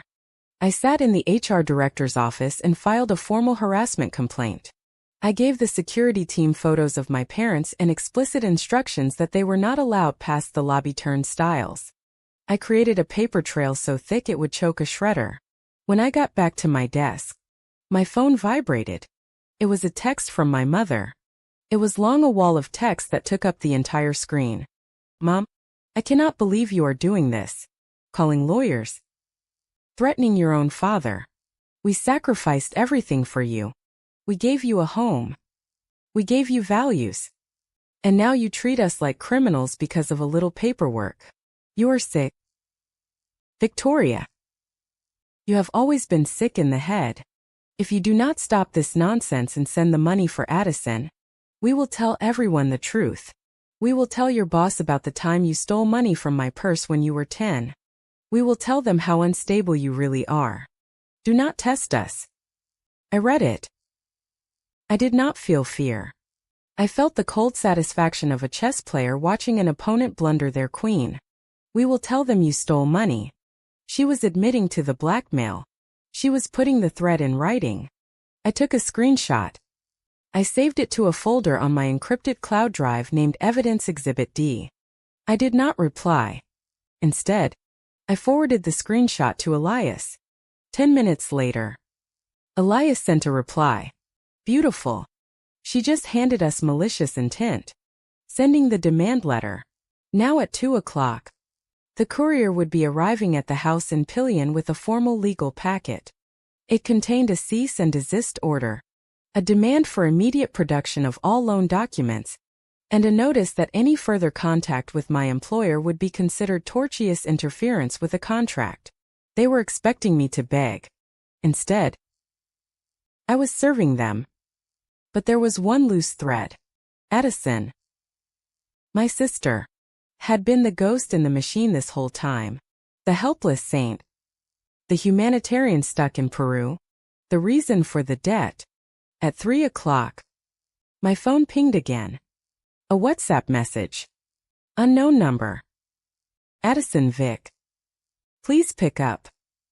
Mom is freaking out. She says you are suing them. What is going on? I am stuck in Cusco and the hostel is kicking me out. I need the transfer. Please. I am scared. I looked at the message. I am scared. It was the same refrain I had heard for a decade. Addison was always scared and I was always the wallet that bought her bravery. But something about the timeline didn't fit. My mother had said Addison was in graduate school for social work. That was the story 2 years ago. That was why I had increased my support payments to help with tuition. I opened a new browser tab. I went to the university website where Addison was supposedly enrolled. I found the registrar's office number. I called. Hi, I said, putting on my most charming alumni donor voice. My name is Victoria Young. My sister, Addison Young, is a student in your Master of Social Work program. I am trying to sort out a tuition payment for her, but I seem to have lost the student ID number. Could you verify her enrollment status so I can send the check to the right department? The clerk on the other end typed for a moment. Addison Young. The clerk muttered. Date of birth. I'm sorry. The clerk said. I show that Addison Young withdrew from the program in the fall of 2021. I froze. 2021, that was 3 years ago. Yes. The clerk said she completed 1 semester and then withdrew. She is not currently an active student. Thank you. I said. That clarifies everything. I hung up. I sat there staring at the gray fabric of my cubicle wall. She wasn't in school. She hadn't been in school for 3 years. I opened my spreadsheet. In 2022, I had sent $6,000 for tuition assistance. In 2023, I had sent another $5,000. They hadn't just used the loan money for her. They had taken my cash earmarked for education. And when I went back to the WhatsApp message, I am stuck in Cusco. I looked at the profile picture. It was Addison, smiling, holding an alpaca. She looked tan. She looked rested. She did not look like a humanitarian worker digging wells in the mud. She looked like a tourist. I started digging through her social media. She had blocked me on Instagram years ago to keep her work private. She had said. But Sabrina hadn't been blocked. I texted Sabrina. Can you screenshot Addison's install feed from the last 2 years? Sabrina sent them 3 minutes later. I scrolled through the photos. There was Addison in Bali. Finding my center. There was Addison in Tulum. Yoga retreat. There was Addison in London. Research trip. There were no wells. There were no orphanages. There were cocktails. There were beach resorts. There were designer sunglasses. I zoomed in on a photo from 2 months ago. Addison was wearing a heavy gold bracelet. I recognized the brand. It cost $2,000. I looked at the date of the photo. It was posted 3 days after my father had called me begging for money to fix the emergency leak in the roof. The rage that hit me then was different from the anger at the dinner. The dinner was about emotional rejection. This was about theft. I wasn't just the unloved daughter. I was the venture capitalist for a fraud. I had been working 80-hour weeks, eating desk salads, and saving every penny to fund a globe-trotting lifestyle for a sister who had dropped out of school 3 years ago. My parents weren't just favoring her. They were conspiring with her. They had built a mythology around Addison, the saint, the scholar, the savior, to justify draining my accounts. She wasn't a hero. She was an unemployed 30-year-old on a permanent vacation funded by the sister she refused to speak to. I went back to WhatsApp. Victoria. Where exactly are you in Cusco, Addison? The Plaza de Armas? Please. It is $5,000. I will pay you back. Victoria. You are not in school. Addison. You dropped out 3 years ago. The typing indicator appeared. Then it disappeared. Then it appeared again. Addison. That is not true. I am taking a sabbatical. Mom explained it to you. Victoria. Mom lied and so did you. I just spoke to the registrar. You are not a student. You are a tourist and I am done paying for your holiday. Addison. You do not understand. It is complicated. Victoria. It is not complicated. It is fraud. And guess what? I found the helilock. I know about the forgery and I know you are spending the money they stole from me. Addison. Vic. Wait. Do not do anything crazy. Mom and Dad made me do it. They said you had plenty of money. They said you wouldn't mind. I screenshotted that text. Mom and Dad made me do it. She had just thrown them under the bus to save herself. The loyalty of the perfect family crumbled the second the cash flow stopped. Victoria. Tell Mom and Dad to check their front door. The courier should be arriving right about now. I put the phone down. I felt a strange sense of clarity. The chessboard was clear. I had their king and queen in check and the pawn had just defected. I called Elias. They have received the packet. Elias said. Your father just called my office screaming. I told him that if he screams at my staff again, I will file for a restraining order. Good, I said. Now, let's set the trap. You want the settlement conference? Elias asked. Yes, I said. But not in Nebraska and not over the phone. I want them here in D.C. They won't come. Elias said. They don't have the money for the flight. I will pay for the flight, I said. Elias paused. Victoria. Are you sure you want to spend more money on them? It is an investment, I said. I want them in a room where they don't control the environment. I want them on my turf. I want them to see the office they tried to get me fired from. And I want to look them in the eye when I put the handcuffs on the table. Okay. Elias said. I will draft the offer. We will frame it as a mediation to restructure the debt family style. They will think you are caving. They will think you are going to refinance and bail them out. Exactly, I said. Let them think they won. Let them think I am still the beautiful daughter who just needs a little coddling. And when they get here, I said. Looking at the photo of Addison's $2,000 bracelet. We closed the door. I hung up. I looked out the window of the conference room. The city was moving below me, busy and indifferent. I had spent my whole life trying to be good enough for people who were robbing me blind. I wasn't going to be good anymore. I was going to be effective. I opened my email and booked 3 tickets from Omaha to Reagan National. Economy class. No checked bags. I forwarded the itinerary to my mother with a simple subject line. Family meeting. Friday. 9 a.m. Do not be late. The meeting place was not my office, and it was certainly not a restaurant. I had chosen the location with the same cold precision I used to build financial models. We were in Conference Room B of the First National Bank branch on Pennsylvania Avenue. It was a sterile room. Gray carpet. Glass walls frosted to chest height. And a long oval table that looked like a tombstone. I sat on one side, flanked by Elias Thorne. In the corner, a bank manager named Mr. Henderson sat quietly with a notary seal and a recording device. I had requested his presence as an impartial witness to a financial restructuring. My parents thought he was there to process the new loan they believed I was giving them. In reality, he was there to witness a confession. The clock on the wall ticked. 9 o'clock. At 9:05, the door opened. My parents walked in. They brought a gust of chaotic energy into the air-conditioned silence. My father Ray was wearing his church suit, an ill-fitting navy blazer he saved for weddings and funerals. My mother Darlene wore a floral dress and a tight martied expression. Well, my father said, not looking at me, but scanning the room.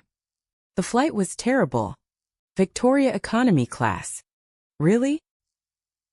My knees are killing me. You could have at least upgraded us if you were going to drag us halfway across the country. And the coffee in the lobby is stale, my mother added, dropping her heavy purse onto the table.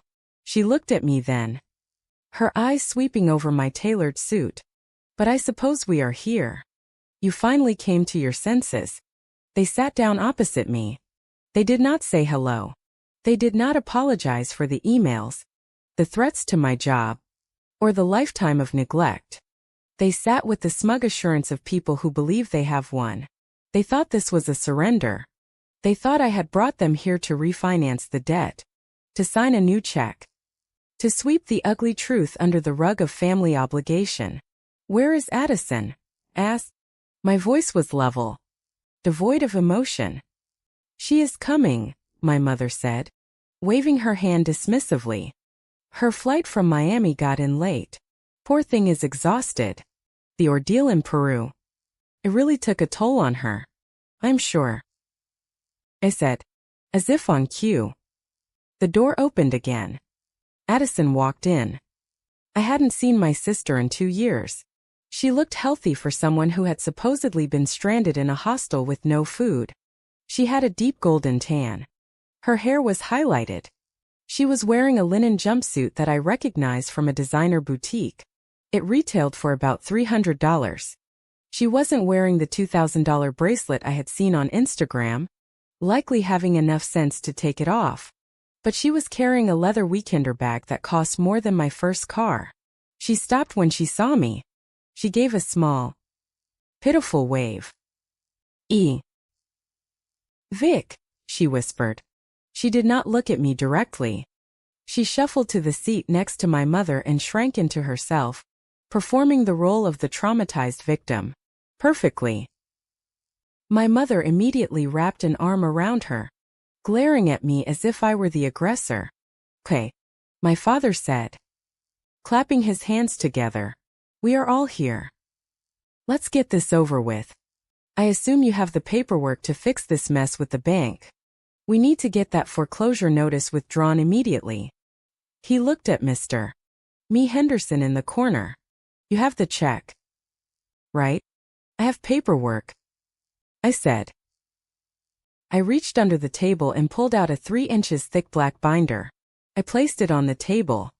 It made a heavy solid thud that echoed in the room. I opened it. This is not a refinance agreement, I said. This is an audit. I slid the first document across the table. It was the color-coded spreadsheet of the last 4 years. What is this?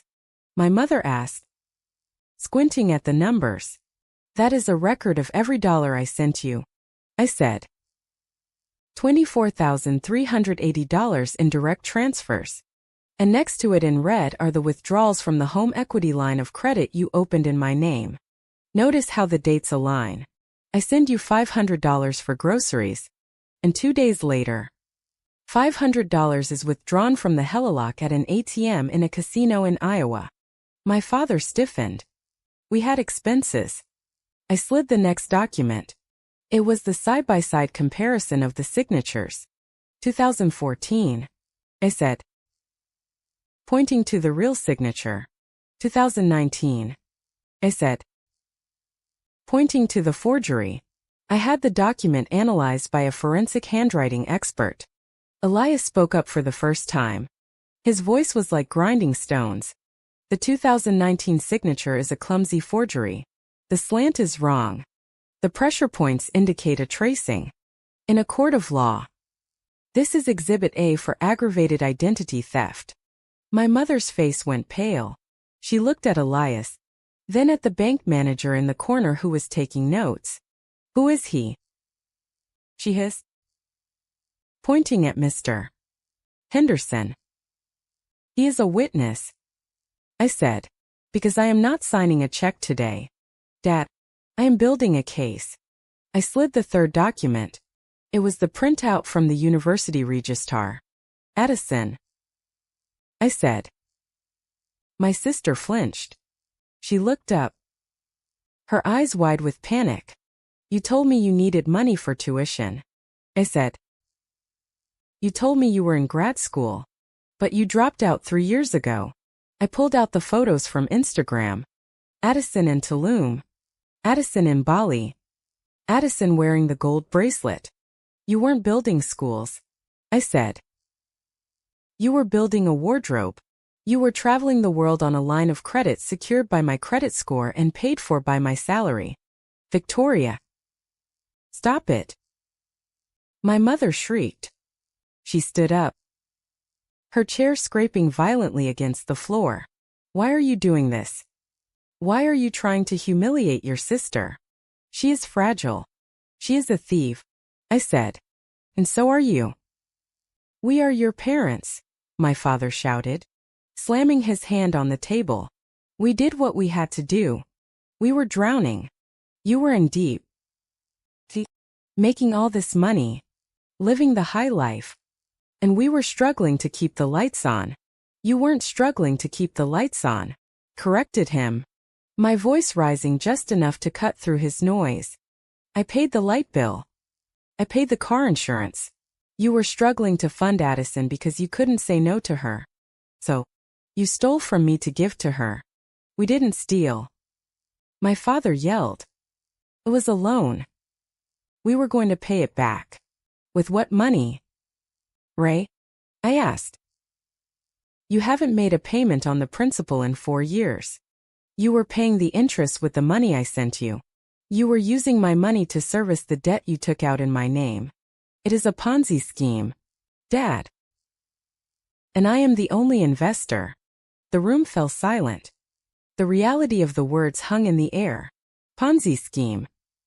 Elias leaned forward. He clasped his hands on the table. Mr. and Mrs. Young, he said. Let me explain the legal situation you are currently in. Under Nebraska Revised Statute 28-608, criminal impersonation and forgery of this magnitude is a Class 3 felony. Given the amount over $140,000 in the duration of the fraud, you are looking at a minimum of 5 years in prison each. My mother collapsed back into her chair. She put her hands over her face. She began to sob. It wasn't a sad sound. It was a terrified animal sound. Can't. She wailed. You can't put your parents in jail. Victoria. Please. We are old. We won't survive in there. You should have thought about that before you forged my signature, I said. We wish you were never born, my father muttered. I looked at him. He was staring at the table, his face red with fury and shame. Excuse me, I said. He looked up. His eyes were hateful. I said it again. We wish you were never born. If you weren't born, we wouldn't be in this mess. You were always the cold one, the calculating one. Addison, Addison has a heart. You just have a calculator. Ray? My mother gasped, grabbing his arm. No. Let him speak, I said. I felt a strange sense of peace. The last vestige of guilt. The tiny sliver of hope that they actually loved me evaporated. So, I am the villain because I caught you. You are the villain because you are destroying your family over money. My father spat. Money is just paper. Victoria family is blood. Money is time. I said it is my time. It is the hours I worked. It is the life I sacrificed. You didn't just steal paper. You stole 10 years of my life. I turned my gaze to Addison. She was crying now, too. Silent tears streaming down her perfect tan. Addison, I said. She sniffled. What? Look at me. She slowly lifted her head. Did you know? I asked. No. What? She whispered. Did you know the money wasn't theirs? I asked. Did you know that when they sent you $5,000 for a trip to Peru or $3,000 for a tuition payment that it was coming from a loan in my name? Did you know I was the one paying for it? I didn't ask. She stammered. They just gave it to me. Don't lie to me, I said. I saw the text messages on Mom's phone. I saw the group chat between the three of you. Don't tell Victoria. Make sure Victoria doesn't see the statement. You knew. Addison looked at our parents. She looked for a lifeline, for someone to tell her what to say. But they were drowning in their own panic. She looked back at me and then she looked away. She didn't say no. She didn't deny it. She just looked at the wall. Her silence was louder than a confession. She knew. She had known the whole time. She had let me work 3 jobs. Let me eat instant noodles. Let me send money I didn't have. All while she was sipping cocktails on a beach, laughing at the stupid sister who paid the bills.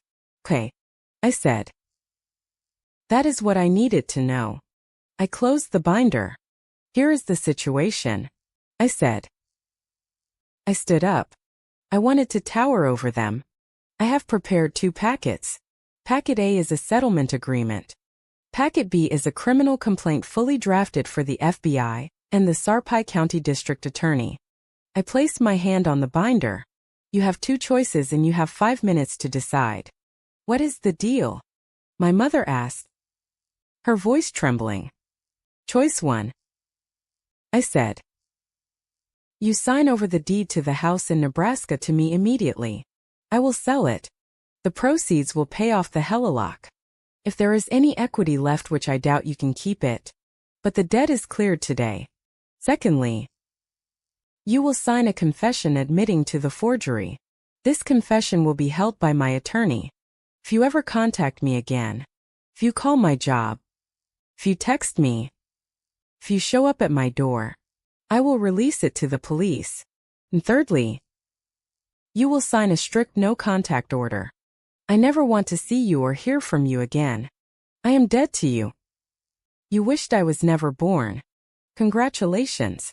Today you get your wish. We lose the house. My father whispered. But we have lived there for 30 years. It is not your house, I said. It is the bank's house. And the bank is me. And choice 2, Addison asked, her voice small. Choice 2, I said. I walk out of this room. I hand Mr. Henderson the fraud affidavit. He freezes your accounts. The police arrest you at the airport for wire fraud. You go to trial. You go to prison. And I still take the house in the civil suit. You wouldn't, my mother sobbed. We are your family. I am giving you a chance to stay out of prison, I said. That is more than you deserve. That is the last act of charity you will ever receive from me. My father looked at the papers. He looked at Elias, who sat with his arms crossed, looking bored and dangerous. He looked at Mr. Henderson, who was watching with wide eyes. We can't sign the house over, my father said. Where will we live? I don't know, I said. Maybe you can live with Addison. She seems to be doing very well for herself. I looked at my watch. 3 minutes. Ray? My mother grabbed his hand. We have to look at her eyes. She is going to do it. My father looked at me. He searched for the little girl who used to seek his approval. He searched for the daughter who would cave if he just looked disappointed enough. He didn't find her. She wasn't there. You planned this. He hissed. You planned this whole thing. You brought us here to trap us. I didn't plan the fraud. Dad, I said. You did that. I just audited the books. It wasn't supposed to end like this, he said, his voice cracking. And then in his desperation, he let the mask slip completely. We were supposed to pay it off when I retired. You were never supposed to know. You have so much money. Victoria. You make more in a month than I make in a year. It wasn't stealing. It was leveling the playing field. We thought you owed us. I froze. Say that again. I said softly. What? You thought I owed you? I repeated. So, it wasn't desperation. It wasn't an emergency. It was entitlement. You felt entitled to my money because I was successful and Addison wasn't. She needed it more. He shouted. It is not fair that you have everything and she has nothing. I have everything because I worked for it. I yelled back, slamming my hand on the table. And she has nothing because you crippled her with your enabling. You didn't help her. You turned her into a parasite. Don't call your sister a parasite. My mother screamed. Then stop treating me like a host. I screamed back. The silence that followed was ringing. I took a breath. I straightened my jacket. You have 1 minute. I said. Sign the papers or I call the police. I pulled my phone out of my pocket. I dialed 911. But I didn't hit send. I held the screen up so they could see the numbers. Then, my father said.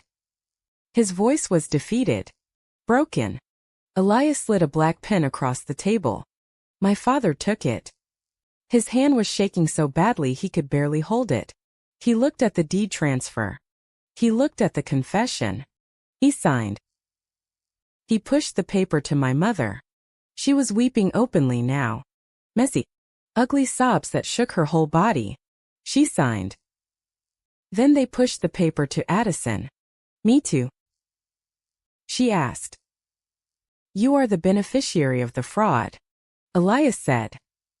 You sign the acknowledgement that you received the illicit funds, or you go down as an accessory. Addison signed. It was done. Elias took the papers. He checked the signatures. He nodded to the notary. The notary stamped them. Clunk, clunk, clunk, clunk, clunk, clunk. The sound of the stamp was the sound of chains breaking. Get out, I said. My parents stood up. They looked old. Suddenly, they looked incredibly old and small. Victoria. My mother said, reaching a hand toward me. Please, how will we get home? We don't have money for a cab to the airport. I looked at her hand. The hand that had slapped me. The hand that had forged my name. Walk, I said. It is raining. She whispered. Then you will get wet. I said. Just like I did that night at the restaurant. They turned and walked toward the door. Addison followed them, trailing behind like a lost puppy. Just as my father reached the door, he stopped. He didn't turn around. He just stood there, his hand on the handle. You think you won, he said. His voice was low, filled with a venom that would never go away. You think because you have the money and the lawyers, you won. But you are alone. Victoria. You have no family. You are an orphan now. I hope it was worth it. I looked at his back. I didn't lose a family. I said. I shook off a parasite. He opened the door and they left. The door clicked shut. I stood there in the silence. I looked at Elias. I looked at the bank manager, Mr. Henderson. I said.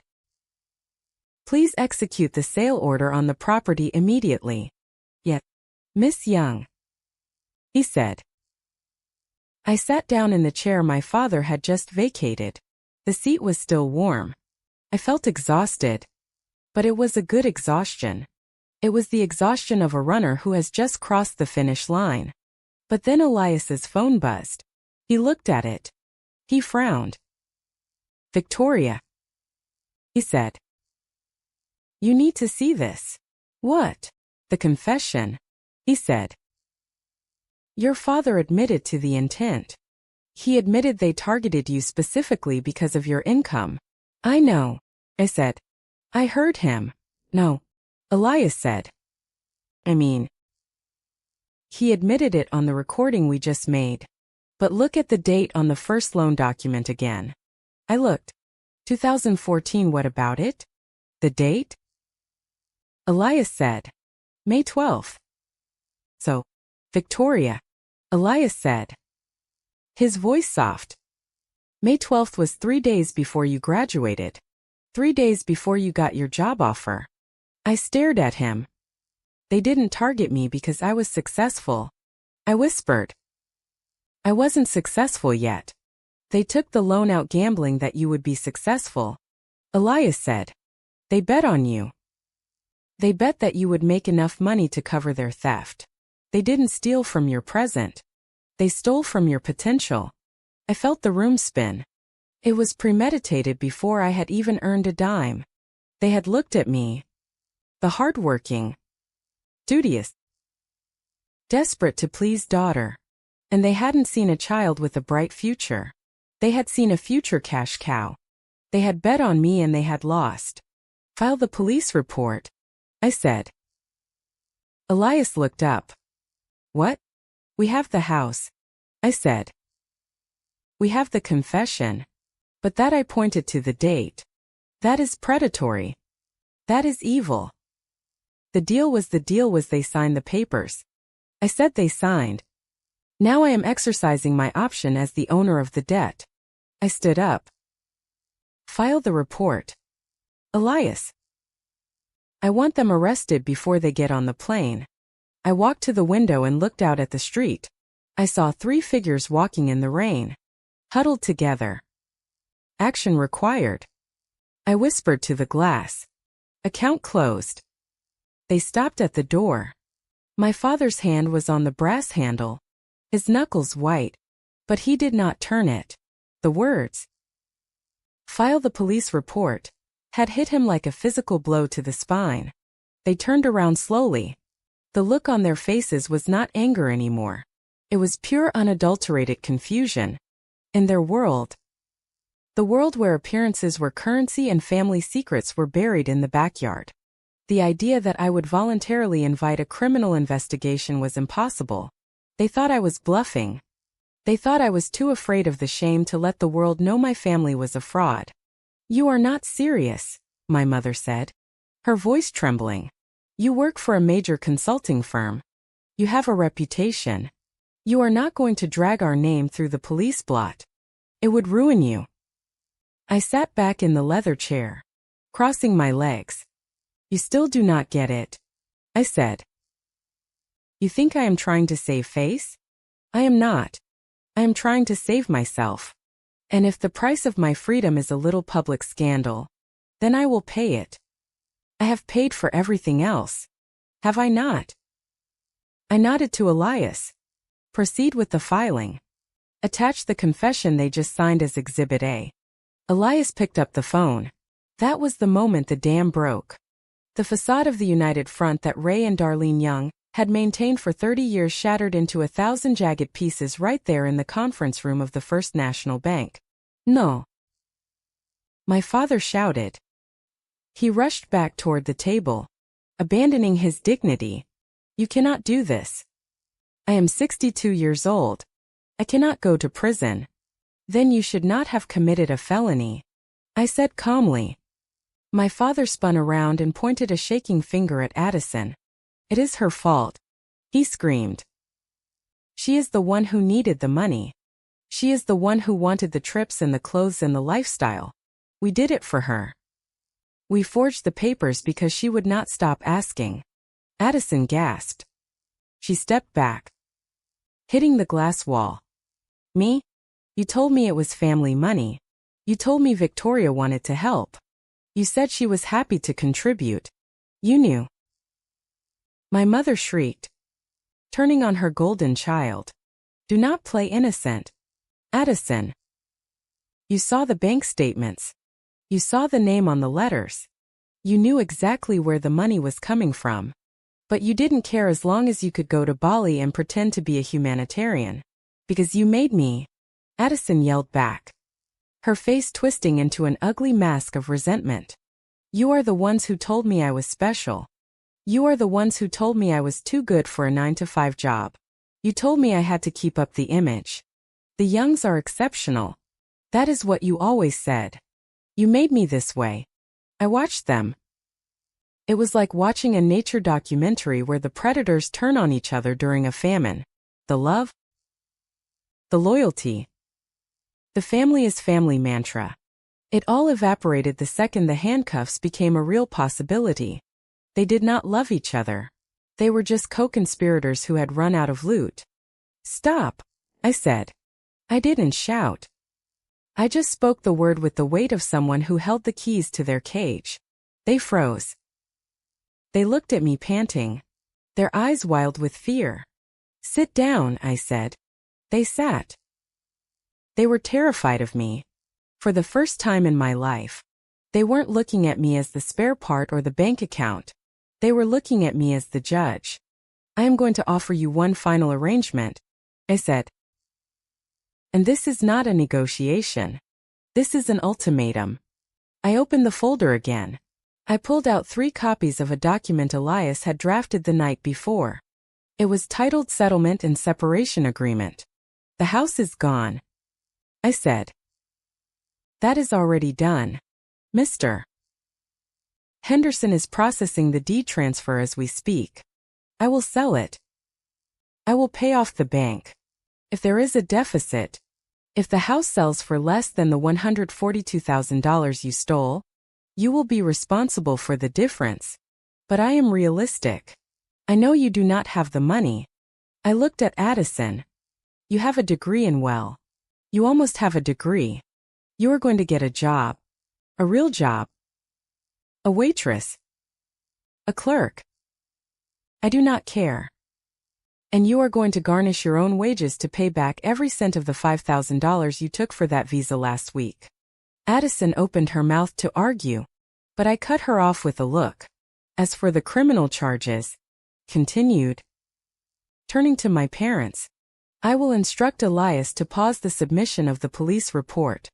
I will keep it in a safe deposit box. It will hang over your heads like a guillotine for the rest of your lives. Thank you. My mother breathed. Oh, thank you. Victoria. I'm not done, I said. In exchange for my silence, you are going to give me the one thing I actually want. I tapped the document on the table. Total permanent separation, I said. You will sign this no contact order. It states that you will never call me, never email me, never visit me, and never speak my name to anyone again. You will not contact my employer. You will not contact my friends. As far as you are concerned, Victoria Young died today. My mother stared at the paper. Victoria. You cannot mean that. We are your mother and father. You are my debtors, I said. And I'm closing the account. My mother's face hardened. She saw that her tears weren't working. She saw that the guilt trip had run out of gas. So, she reached into her arsenal for the one weapon she thought still had power. She leaned forward. Her eyes went cold and reptilian. You will regret this, she whispered. You are going to be all alone in this world. And you know what? We meant it. We wish you were never born. You're a cold, heartless mistake. The room went silent. Elias stiffened next to me, ready to intervene. But I didn't flinch. I didn't recoil. I smiled. It wasn't a bitter smile. It was a smile of genuine relief, because by saying it again, by trying to use my existence as a weapon, she had just proved that she had absolutely nothing left to threaten me with. Okay, I said. I picked up the pen and held it out to her. Then we will live like that is true. My mother blinked. She hadn't expected that. She had expected me to crumble. Instead, I had just agreed with her. Sign it, I said. If I was never born, then you certainly do not need to talk to me ever again. She snatched the pen. She signed the paper with a vicious scratching motion. She shoved it to my father. He signed it without looking at me. Addison signed it last, her hand trembling. Elias collected the papers. He checked them. He nodded to me. It is legally binding, he said. The moment you walk out that door, if they attempt to contact you, we file the criminal complaint immediately. I stood up. I buttoned my blazer. I felt light. I felt lighter than I had ever felt in 33 years. The gravity of their expectations, the weight of their debts, the anchor of their conditional love, it was all gone. I turned to leave. Victoria. Addison called out. I stopped. I didn't turn around. Please, she said. Her voice cracking. Don't do this. Don't leave us like this. We don't know how to fix this without you. I turned my head slightly. I looked at her. The sister I had subsidized. The sister I had protected. The sister who had watched me drown so she could float. I am not doing anything to you, Addison, I said. Then what is this? She cried. I'm just stopping doing it for you, I said. I walked out of the conference room. I walked through the lobby of the bank. I pushed open the heavy glass doors and stepped out onto Pennsylvania Avenue. It was raining harder now. The dark sky was a bruised purple and the water came down in sheets, washing the grime off the city streets. I stood on the sidewalk. I let the rain hit my face. It was cold, but it felt clean. I reached into my pocket and pulled out my phone. Mom blocked. Dad blocked. Addison blocked. The screen was silent. There were no notifications. There were no demands. There were no emergencies. For the first time in my life, the silence wasn't a void waiting to be filled with their noise. It was a space where I could finally plant something of my own. I took a deep breath, tasting the ozone and the wet pavement. I hailed a cab. Where to? The driver asked. Meridian Row, I said. I have a meeting to get to. I didn't look back at the bank. I didn't wonder if they were crying or plotting or blaming each other. It didn't matter. They were strangers now. My name was Victoria Young. I was 33 years old and I had just done the one thing nobody expected. I had paid the ransom and I had set myself free. Thank you so much for listening to Victoria's story. If you enjoyed this tale of financial justice and family boundaries, please leave a comment below telling us where you are listening from. I would love to hear your thoughts on Victoria's final decision. Don't forget to subscribe to the HOA Karen Vlog channel, like this video, and hit the like button to help this story reach even more people.